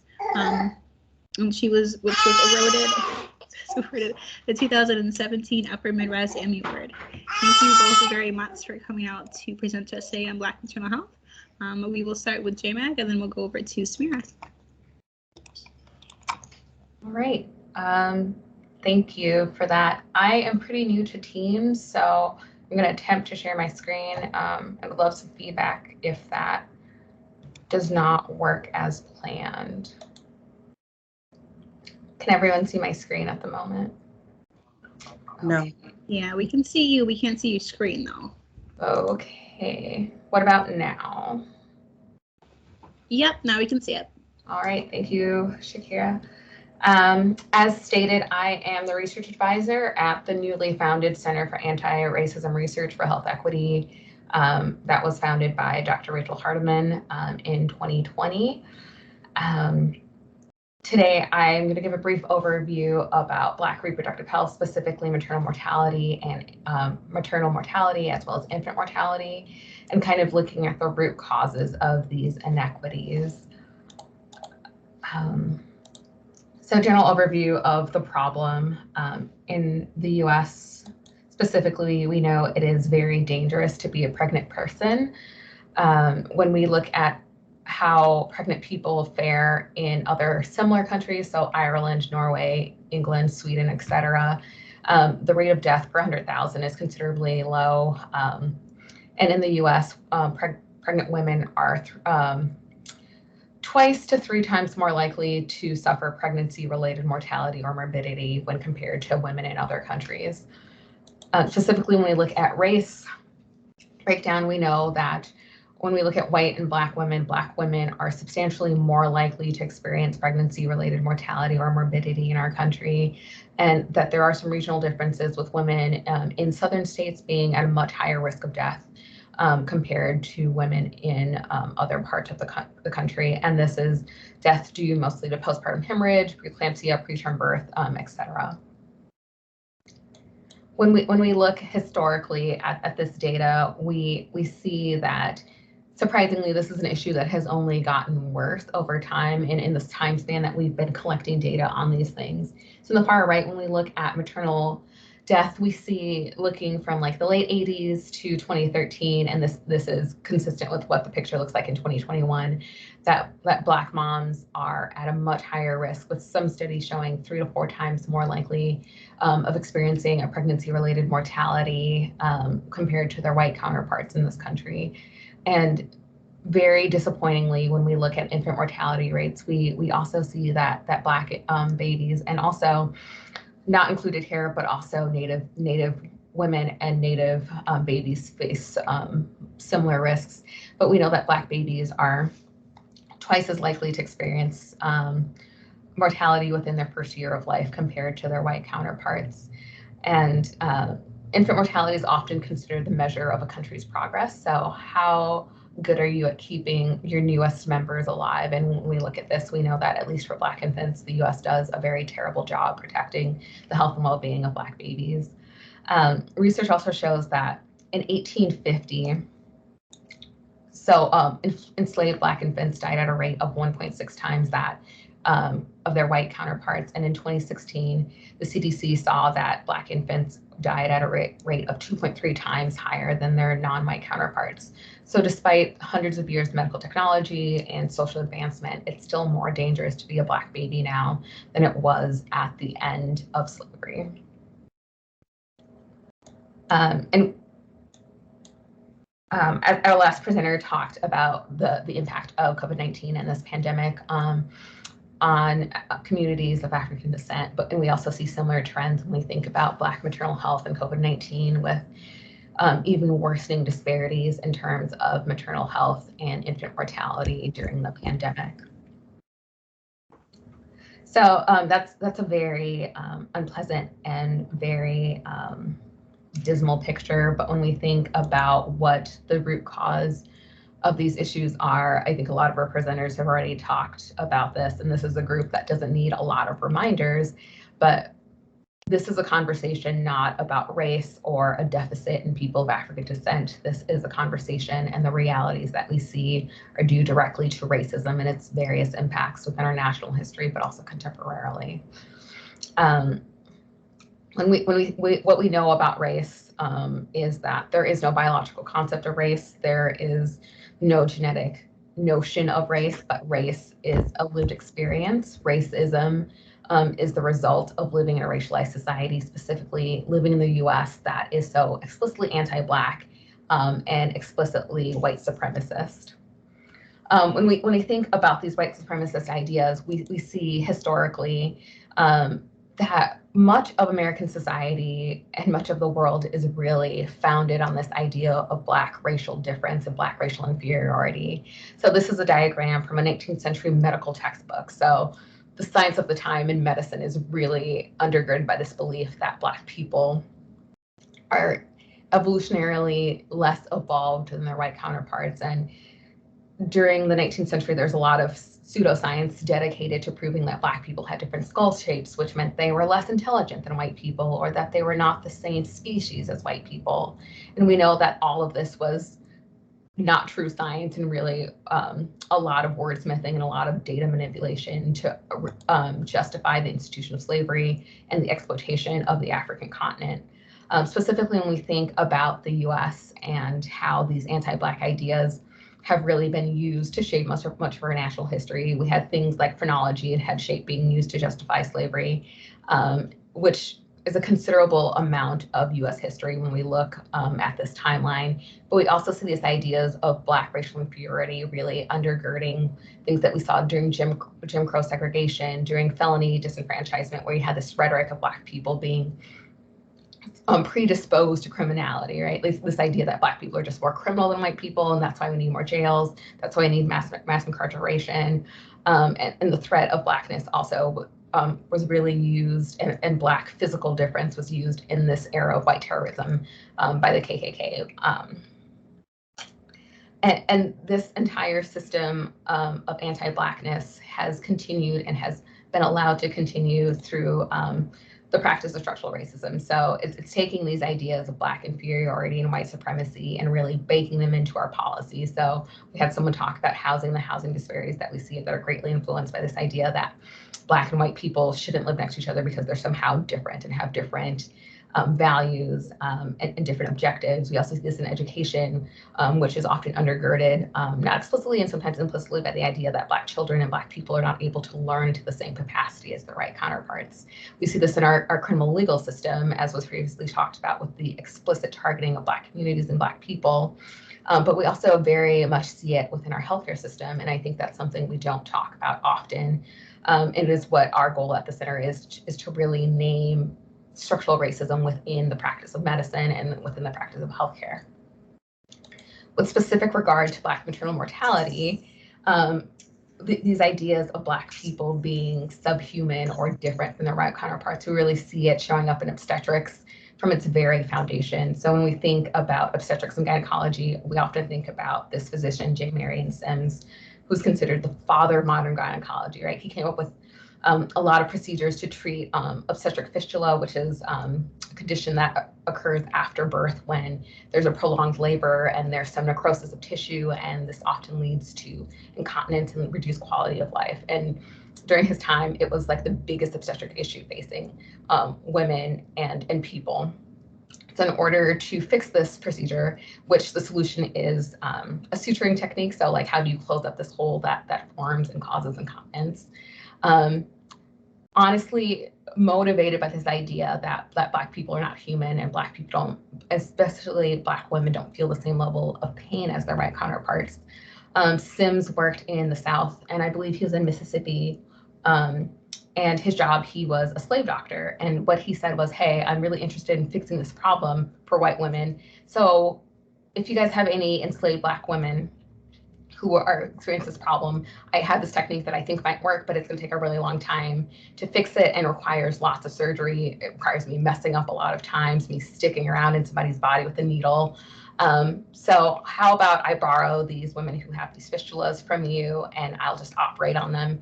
And if no cost to you, and if it works, you get a worker back on your plantation, right? As if these women are animals that people can lend out. And if it doesn't really matter because these are just, again, not people to you. And so this was a fundamental part of creating this huge piece of progress within obstetric medicine, which was addressing obstetric fistulas. And there were 5 women that Sims operated on for a period of 4 years without any anesthesia, although anesthesia was readily available, again, because at the time it was believed that Black women didn't feel pain to the same level as white women. Once these procedures were perfected, Sims traveled up north to New York and kind of marketed this as changing the face of obstetrics and medicine generally, and began operating on white women. But a huge part of his work on white women was advocating for anesthesia because he thought, quote, white women can't handle this is too painful. And this is a surgery that he had performed multiple times on enslaved Black women and didn't think that they were deserving of anesthesia. So that background is what obstetrics is based off of. And I think we can see how anti-Blackness and these ideas of Black racial inferiority really shape obstetrics in our country. And it's very easy to see how these ideas still exist and how Black pregnant people are treated when they seek obstetric care and the quality of care that they receive. There are studies on studies that have been published that show that when Black women are seeking care within the healthcare system when pregnant, they are often met with explicit intolerance, but also implicit intolerance. There's a story of Serena Williams, who after having her child felt unwell and thought she was about to have a pulmonary embolism and was told by her nurses, people who, because she is a very wealthy woman, was paying lots of money, that she didn't know her own body and that everything was fine. And it took lots of insistence and really advocating for herself for them to take a look. And she just narrowly prevented herself from another potentially fatal embolism. And we see this in the experiences of women who are less wealthy than Serena Williams, where Black women often report not feeling listened to, often feel that they are stereotyped when seeking healthcare services. And this often contributes to prenatally a discontinuation of care, but also postpartum. We have stories on stories of Black women who have come in pain and not been believed, sent home and die at home because their providers simply do not listen to them and do not believe that they know what's happening in their own bodies. Additional research on the infant front also shows that the race of a provider matters for outcomes for Black infants. We know that when Black infants have Black physicians, they tend to have a better outcome. Specifically, when we look at infant mortality, Black infants are twice, the risk of death is cut in half when Black infants have Black physicians. So we see a clear correlation between physician racial concordance and outcomes for infant mortality as well. As I narrow my time, I just want to take us back to a point that I'm sure is not debatable in this group, but the infant outcomes, the maternal outcomes that we see are a direct result of racism, not race. And a lot of progress has been made on this front, but in a lot of historical conversations about the Black maternal mortality gap, a lot of white folks feel very comfortable saying, oh, it's because they're Black, it's maybe they're not educated enough. Yes. Oh, sorry, I thought I heard somebody. But what we know is that regardless of education, regardless of income, we still see these disparities. And this is because we have a healthcare system that is still deeply racist, as well as our social system that disproportionately increases the risks that pregnant Black people face and that Black infants also experience. And so thinking about structural racism and how this leads to adverse health outcomes, as I mentioned, it's through things that increase exposure to stress in various systems, but also things like direct access and quality of care that pregnant Black people have access to when seeking care.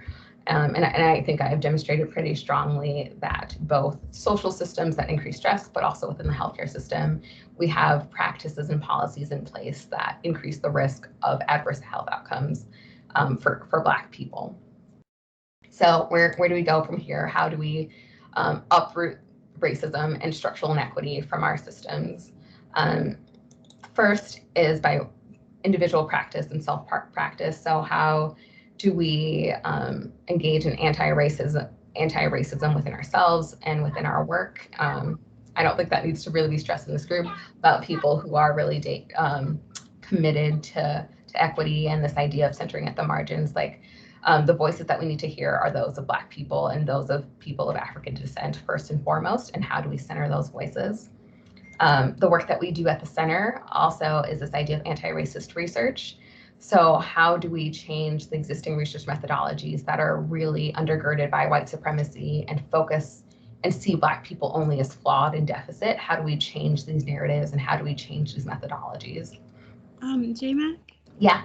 I apologize. I do want to switch over to Samira so you can hear what she has to say as we're running so behind in our schedule. Oh yeah, I can. Yeah, that was the majority of okay. What I had to cover. So I can stop there. I and open to questions and can answer some policy things as needed. Okay. Are you able to send me over your PowerPoint so then that way I can put it up to our website and send it out to community members if they want to see the rest of your slideshow? Yes, I can send a PDF to you after. Thank you. I don't know how to. Oh, there we go. I think I've stopped sharing now. Thank you. All right, does anybody have a quick question for Jim before we switch over to Samira? Okay, seeing no questions, I'm going to switch over to Samira. Thank you so much for presenting, Jim. You've had wonderful information, and I'm looking forward to seeing the rest of your PowerPoint.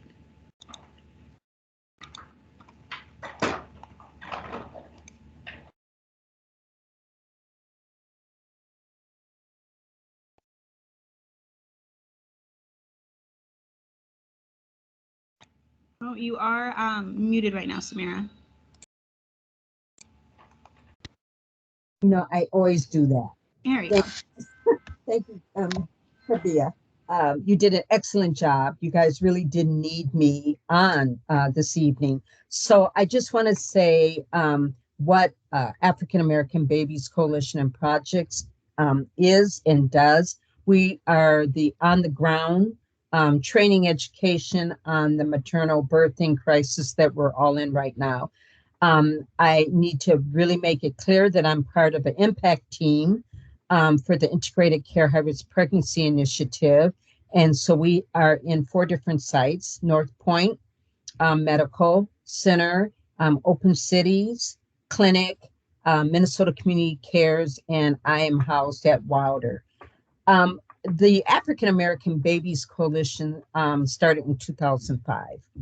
And we have built throughout that time many different arms to reach the community. So we do training on the social determinants of health, historical trauma,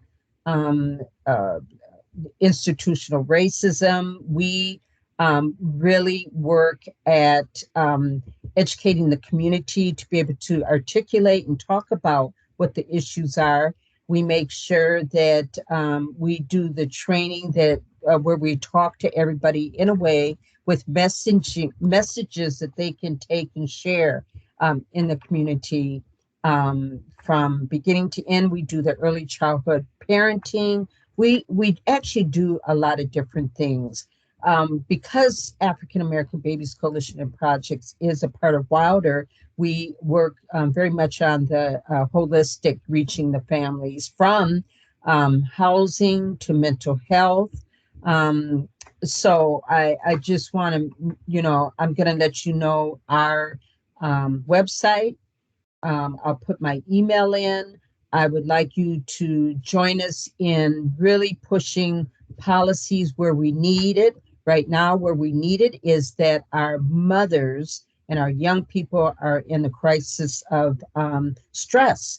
And so what we need to really think about is the mother who is carrying her infant right now, who's probably under a lot of stress, to look at the delivery that her prenatal and her postpartum, and think about the baby who is being carried right now through the trauma that the mother is going through. We have a lot of work to do.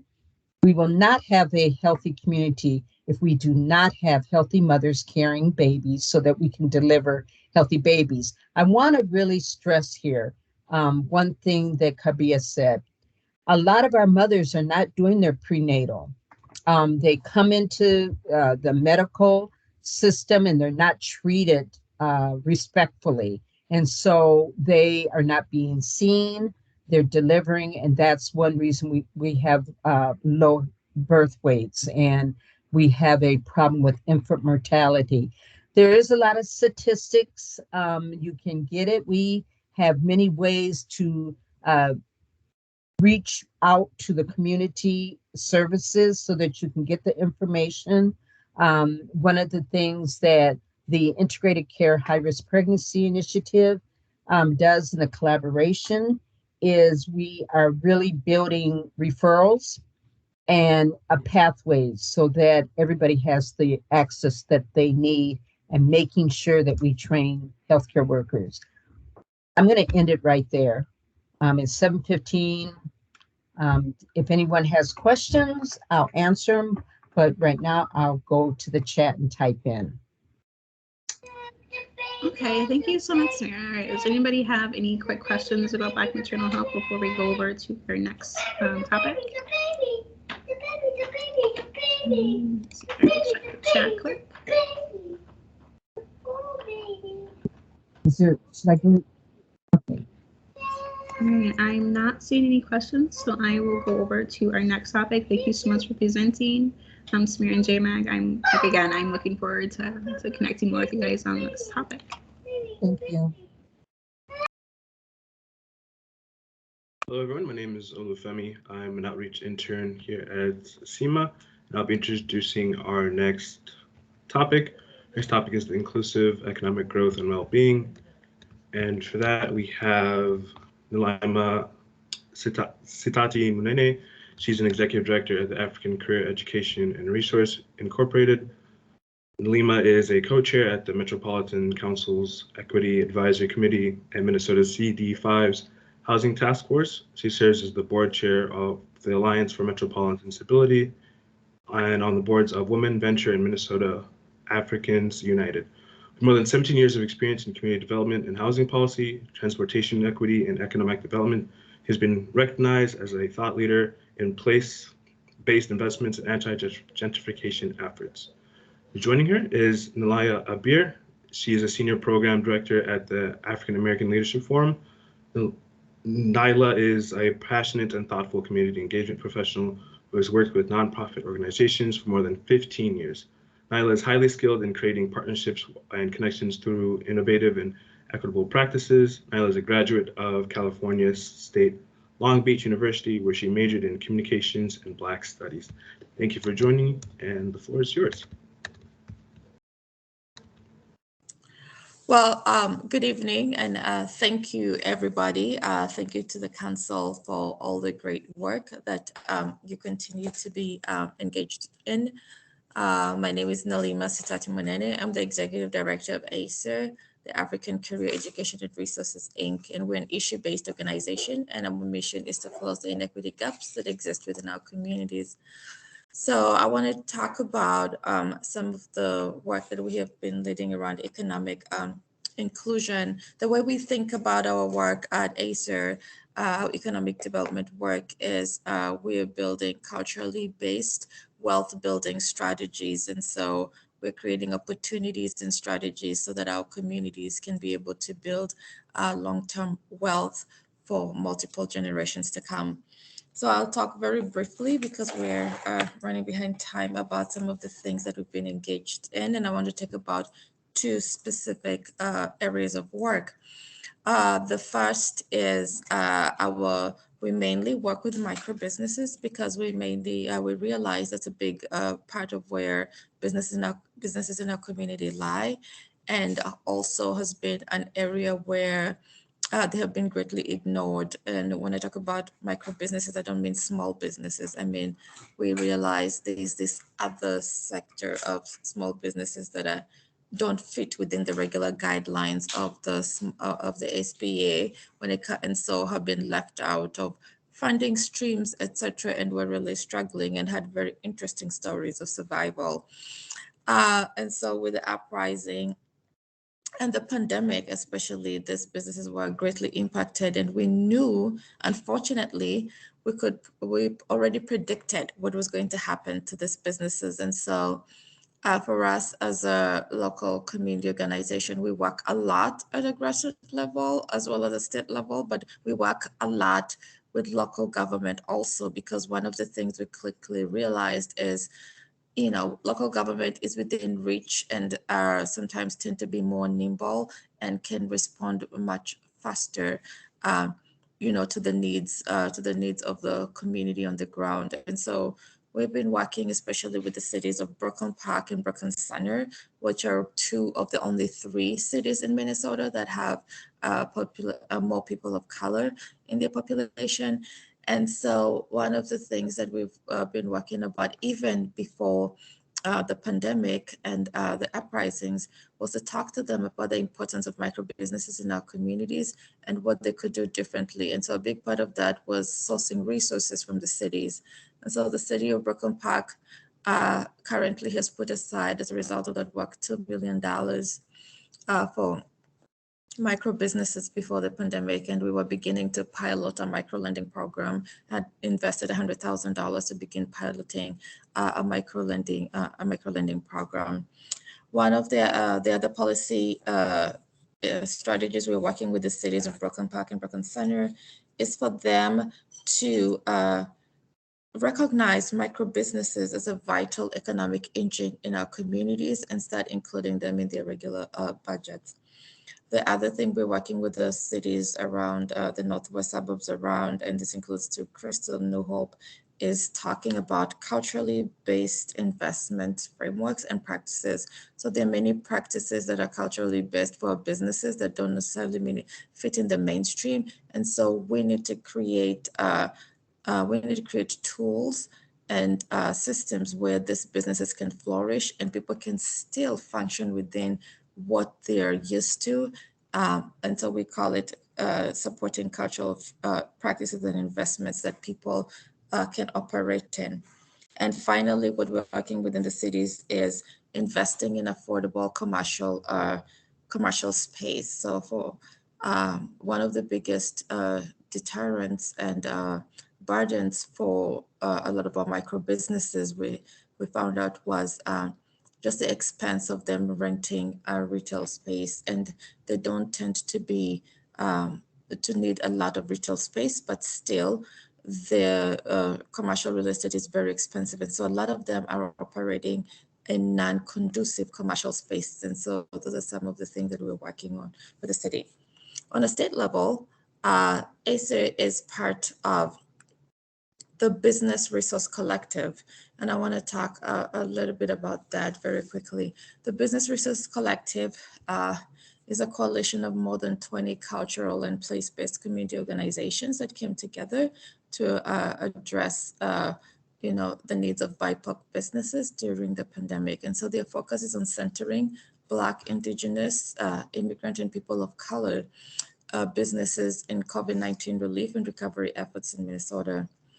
And this is around the framework that, we all know the historical history of structural racism and underinvestments in our communities.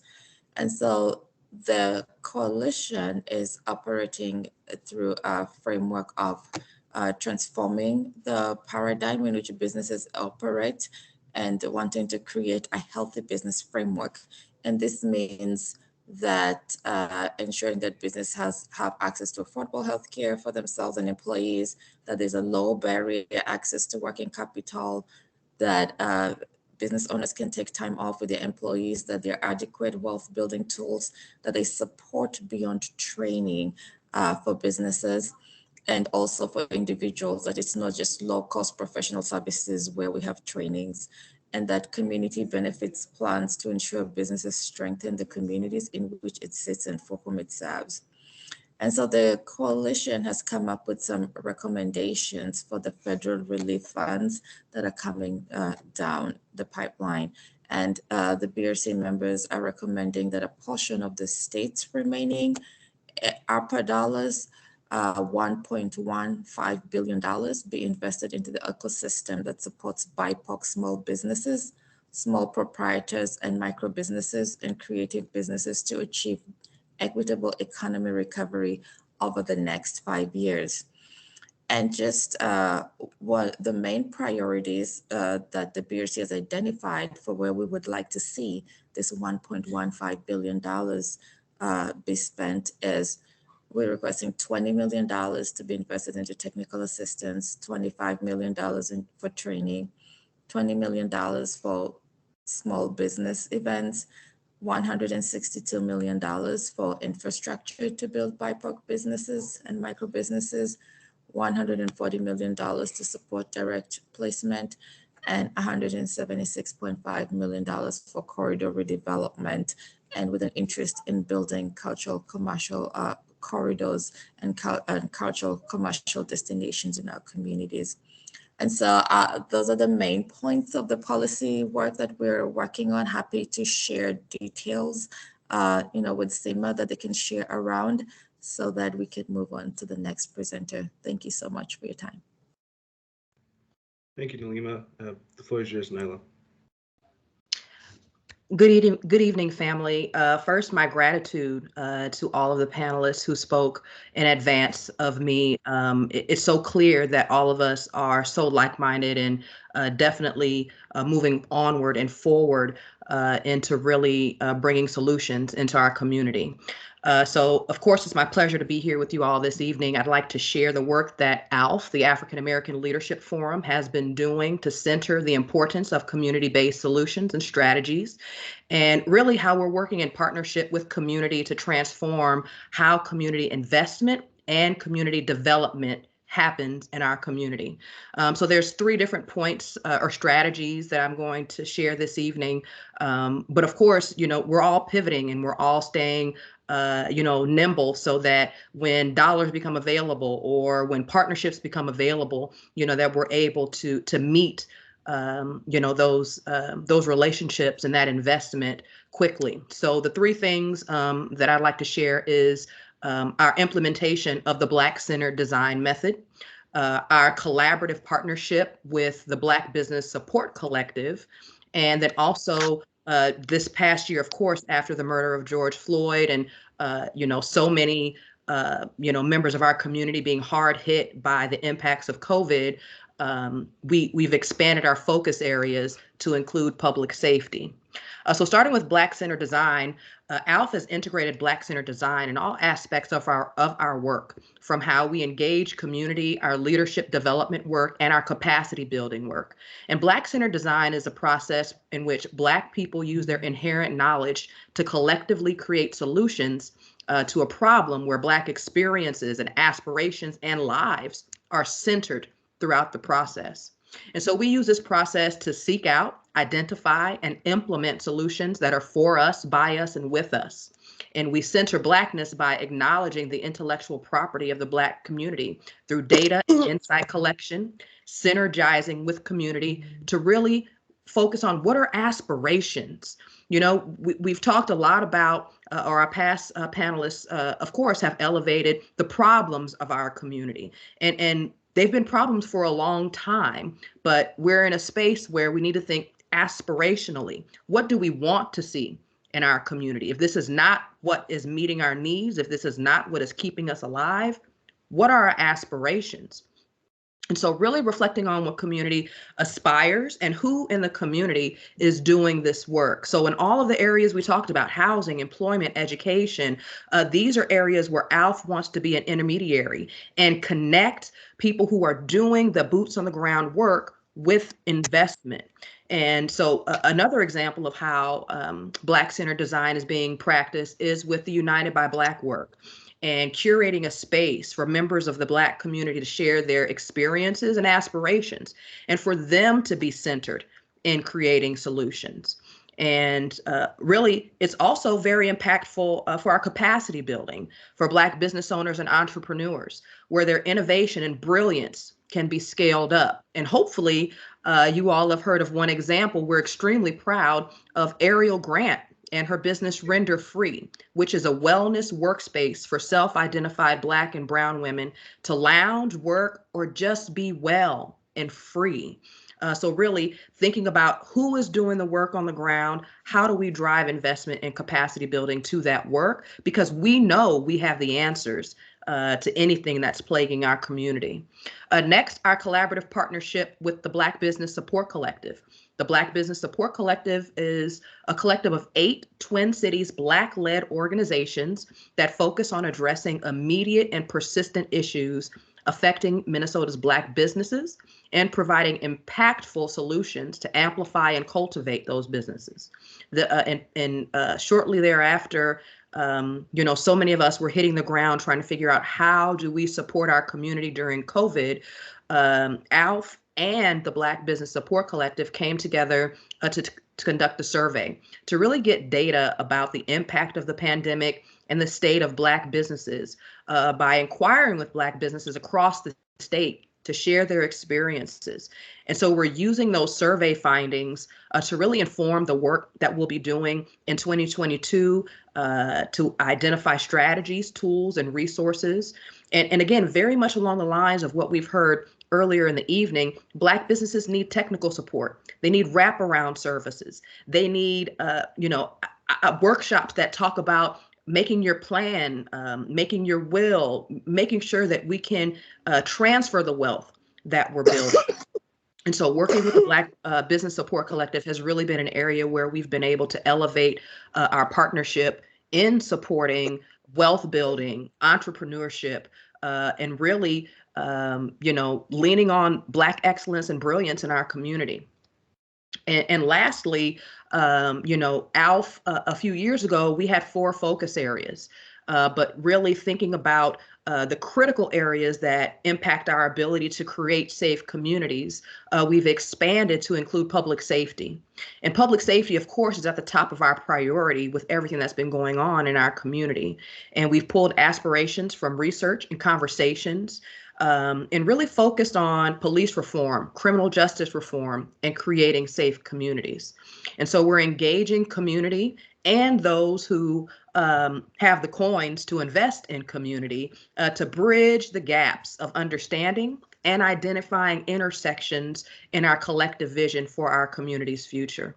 And so really, we want to transform how investment comes to our community. Historically, investment comes in a form of causing harm or causing barriers or hurdles. And we really want to be able to drive investment to those Black-led, Black-centered organizations that are meeting the solutions, that are doing the work, but are unfortunately underfunded or undersupported. And so through our advocacy work, we'll be determining what actions is necessary for us to undertake to shift the political landscape and the representation of the region, and also really making transformative change in how we view the needs and the aspirations of our community. Having an abundance mindset, because we're not lacking, we're not missing anything. It's just we have to find our united and collective voice. So we're all about collective impact, coming together to support one another and ensure that investment is meaningful and sustained. So thank you so much for your time. It was my pleasure being here this evening. Thank you. Thank you for coming. I guess for the sake of time, unfortunately, we won't be able to do Q&A, but our panelists can put their contact information, and we can always, hopefully in the future, come together again and have another conversation about these important issues. So, without further ado, with our final panel, we are going to be talking about redistricting and Minnesota's future. And in our last topic, I'm introducing Susan Brower. She's in the Minnesota State Demographer and directs the Minnesota State Demographer Center.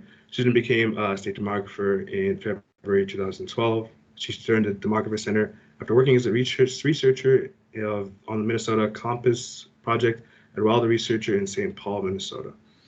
Susan entered her PhD in sociology at the University of Michigan, specializing in demography and family sociology. She also holds a master's degree in public policy from the Humphrey School of Public Affairs in the University of Minnesota. Joining her, we have Anastasia Belladonna Carrera. She is an executive director from the Common Cause Minnesota. She holds 3 degrees, a Bachelor of Arts with a major in sociology, a Juris Doctorate with a concentration on constitutional law and civil rights litigation from William Mitchell Hamlin College of Law, and a Master's of Management, which is pending approval for dissertation. Anastasia previously worked as a legislative director for the Minnesota Council on Latino Affairs.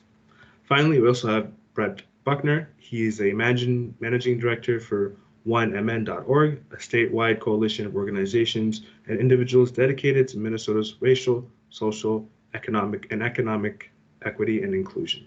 Brett is a double graduate of Metropolitan State University with a master's in advocacy and political leadership, and is a Roy Wilkins Committee Fellow from the Roy Wilkins Center at the Humphrey Institute. Brett has expanded his efforts to mobilize our community as co-executive producer of the Hip Hop and Political Entertainment Network that produces Beats, Rhythms, and Democracy Show, other podcast programs, along with serving the director of Color the Vote and coordinator of the Seeds to Harvest Coalition. With that, we can welcome our panelists, and the floor is all yours. Great, thank you. So I will do a very quick overview of what we learned out of the 2020 census, and then I will hand it over to Anastasia and Brett to talk about what's happening with redistricting in a little bit more detail. So we got the first results out of the 2020 census a few months ago. There are more coming next year, but what we have right now are data for the major race groups. And so if you include all kinds of Black or African American groups, including people who are Hispanic and non-Hispanic, and they're one race and they're multiple race groups, the high level number is 483,646 Black or African American Minnesotans. The numbers that will be coming out next year will give us more information about national origin. So whether they filled out their census form and said that they were Somali or Ethiopian or US born African American, those numbers will be coming out from the 2020 census next year at some point. The Black or African American group was the fastest growing BIPOC group and is now the largest BIPOC group in Minnesota. And the majority of those folks are US born African Americans if we look at some of the past survey numbers that we have.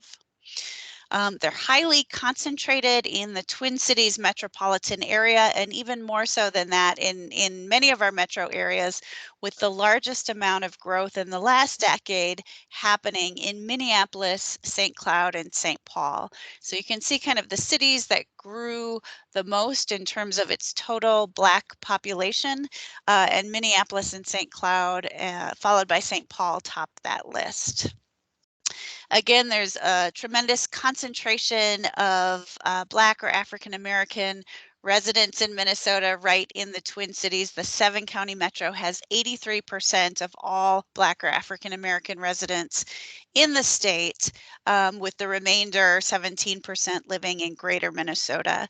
And you can see from this data table just where some of those larger concentrations of folks live. Many live within our other metropolitan areas around the state. And here's just a visual to give you a sense. Each dot on this map represents 500 Black or African American Minnesota residents. And you can just see how concentrated that is in the Twin Cities metropolitan area.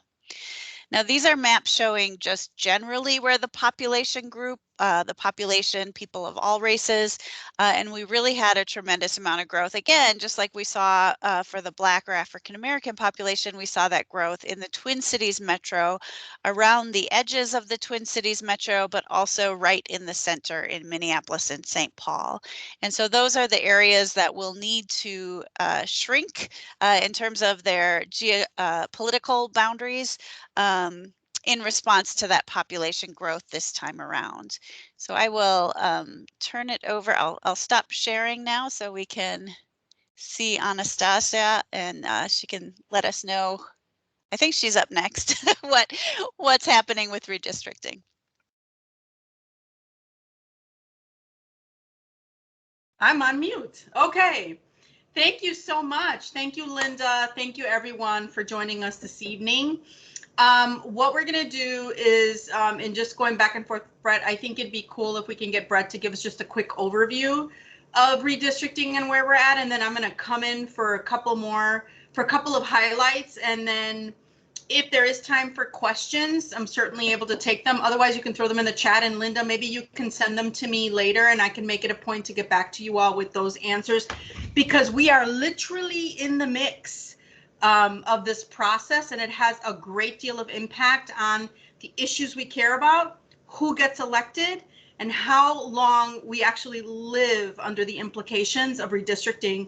So even though this happens every 10 years after the census, it does not mean that the policy implications, right, that the laws that are passed by the elected officials, by the representatives or the senators that get elected based on those district maps end in 10 years. That just doesn't happen.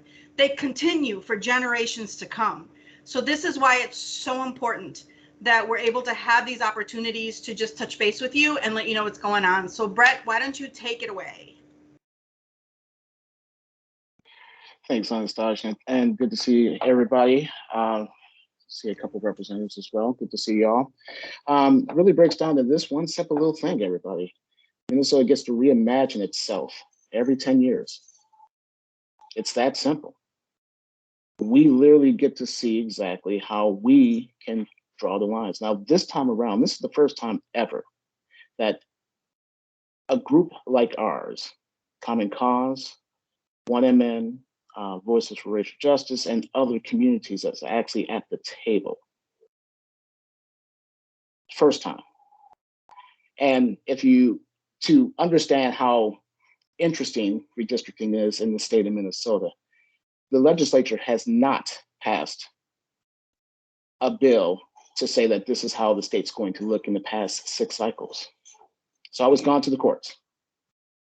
Always gone to the courts, and to the courts, the various plaintiffs that we are now at the table at will have significant sway on how it should be done, the rules, and everything from there. But it's more important that everybody's voices actually steps behind that. Look at the maps, start to say what you really want to see. If you want to see that denser, those connections in certain areas like Brooklyn Center and Brooklyn Park, this is where you step up. When we say, what also the conversation, we have to understand that African and African American, as listed through the census process, we're together. There is no distinguishing how that plays out. So how do we work together in order to get the best map possible for us? And the reality is that Minnesota is changing rapidly. But if we don't work together, get divided, as normally we do, they normally get to dictate exactly how this plays out. We all know the rough and tumble game of the situation. Hell, we all see it every day. The reality is that what y'all want. So we're proud to be at the table. We're going to stick to the table. We worked hard to get to the table. This has been not just a couple months process. This has been a multiple decade approach to get to the table and be able to say with the other parties, the Republican Party, the Democratic Party, and other interests, yeah, we got something to say too. We represent over over 1 million individuals in this state. We absolutely are going to have our say, but it is amplified by the voices on this call and beyond that. It's time to speak up, time to step up, draw the lines, because that's just the first step, as we all know. Then we got to go to caucus in February. Then we got to turn around, get candidates, and then we got to keep pushing from there. So I'm excited. Again, this is first step for us. We ain't gonna get everything. I'll be happy if we get a couple things. But the reality is that over the next couple of months, starting January and February, you're going to see a lot talked about with this whole thing. In the state of Minnesota, for the first time, we're able to prove that we have a Voting Rights Act district, where we can actually say that of one of our populations, African American, in North Minneapolis, that we're over 50%, and that the proper protection should be afforded. That's a major leveraging point that has never been done before. And we're going to speak up on that too. So, Anastasia, go ahead and take the next step. I'll probably jump on 2 other pieces from there. Sure, thanks, Brett. So the first thing I want to do, Brett, if you can just throw in the chat box our campaign website, the www.rmapsmn.org. There's a video library for folks that want to just learn more about what is redistricting, who's in charge of it, how does that affect you and the issues that you care about, because believe it or not, redistricting affects, let's say, I like to use this example a lot. When our kids are trying to get that job so that they can help save some money and go to college or whatever it is that they're saving for and they want to do, it's sometimes frustrating not to be able to rely on a particular bus schedule, because bus schedules, buses are being, removed from certain routes all the time, right? Now we hear about how the census is the basis for that, but actually redistricting has a lot to do with that.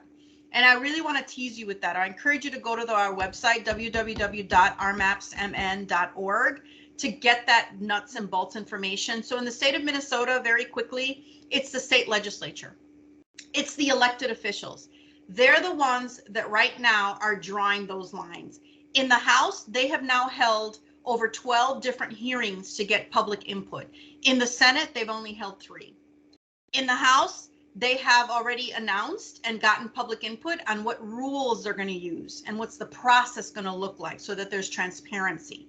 In the Senate, they have not announced their redistricting principles yet. We have no idea how they're going to go about. And all redistricting principles are is just the rules with how they're going to come about drawing those maps. So that has been, thank you, Theo, that has been an issue with the inability to get a sense of where is even the chambers. The maps, as Brett spoke to, have not been moved in a bipartisan manner for the last 6 or 7 cycles, because you need, just like any other bill, in order for maps to move, you need to have to come up with some kind of bipartisan plan of maps to then go to the governor, who then decides whether or not he or she is going to veto them, right? And if that happens, or if the legislature fails, then as Brett mentioned, it goes to the Minnesota court, and the court then draws the maps. As Brett said, for the first time ever, we have been able to partner with our democracy partners, Voices, and all the folks that, and there's more information on the website of who's part of the litigation. But the important thing is that now the justices must respond to communities of color. Susan just highlighted just one community. And I think it's fair to say that if we've got an 8th congressional seat, look in the mirror, because it's because of you that Minnesota got that 8th congressional seat. By what was it, Susan? Like 16 people, some crazy number. What was that number? 26. There you go. 26. Literally, we won. We kept the seat from New York by 26 people. So let's think about that. We got them the 8th congressional seat. Check. We've been reinvigorating, re-injecting, and driving their economy in populations and areas of Minnesota that were dying before. Check 2, right? Check 3, we've historically been counted for the census despite pandemics and managed to get in federal money into the state of Minnesota, right? So the question is, what do we got to show for it, right? Where's the political accountability? And so that's where I really appreciate being able to come out and have this sort of discussion with you, even within the time constraints. I've only got a couple of minutes on my little timer, but it's important that you're aware of this because of the following. Few years back, y'all might remember that when the legislature was going to give itself a pay raise, it created a citizens commission, right, that decided and studied and wrestled and argued and fought about it and came to a consensus. Because according to them, there was a self-interest, there was a conflict of interest, right? How could they set their own salary? However, when it comes to power, they don't see the conflict. So we were not able to move the necessary reforms in the House or the Senate. And by the way, you know, this isn't a situation where they get to do this. Oh, the Republicans, oh, the Democrats, oh, the Republicans, oh, the Democrats. Because at the end of the day, when it comes to giving up power, each side spoke to that issue, because guess what? We weren't able to move it. And we weren't able to move it not because we didn't have a bipartisan vehicle to do it, because Common Cause and our democracy partners have been working since 2017 to come up with the only bipartisan grassroots bill where we were able to use contributions from both chambers and both parties to come and move that bill forward. So at the end of the day, it was about the power, right? We want you to have those discussions with elected officials. I'm not here to tell you that the Republicans are worse than the Democrats or the Democrats are worse for the Republicans. I'm here to tell you that your elected officials are your lobbyists.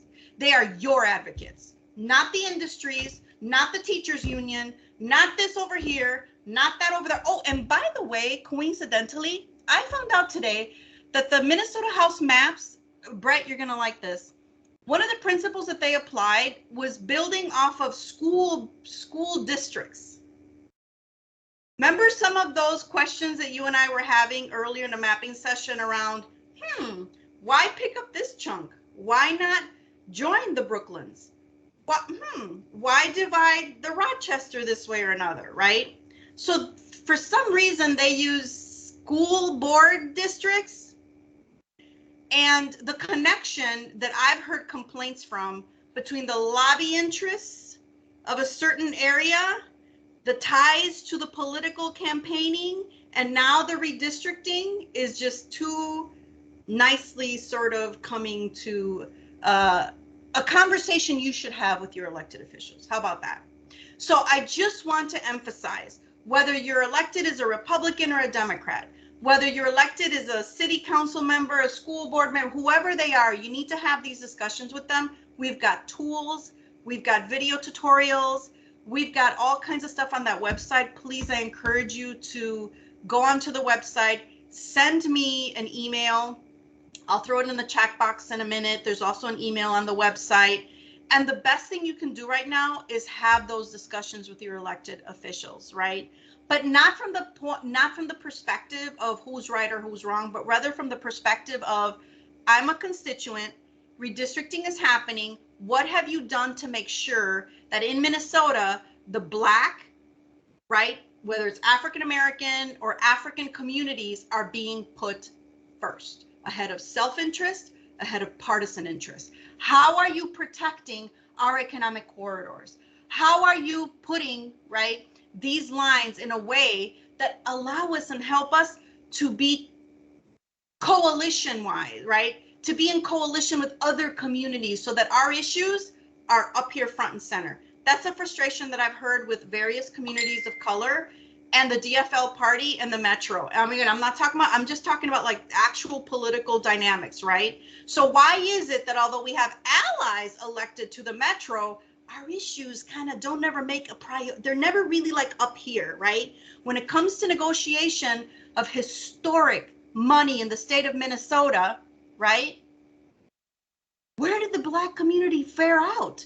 Where was the transparency around that, right? Our numbers are used. I see you, right?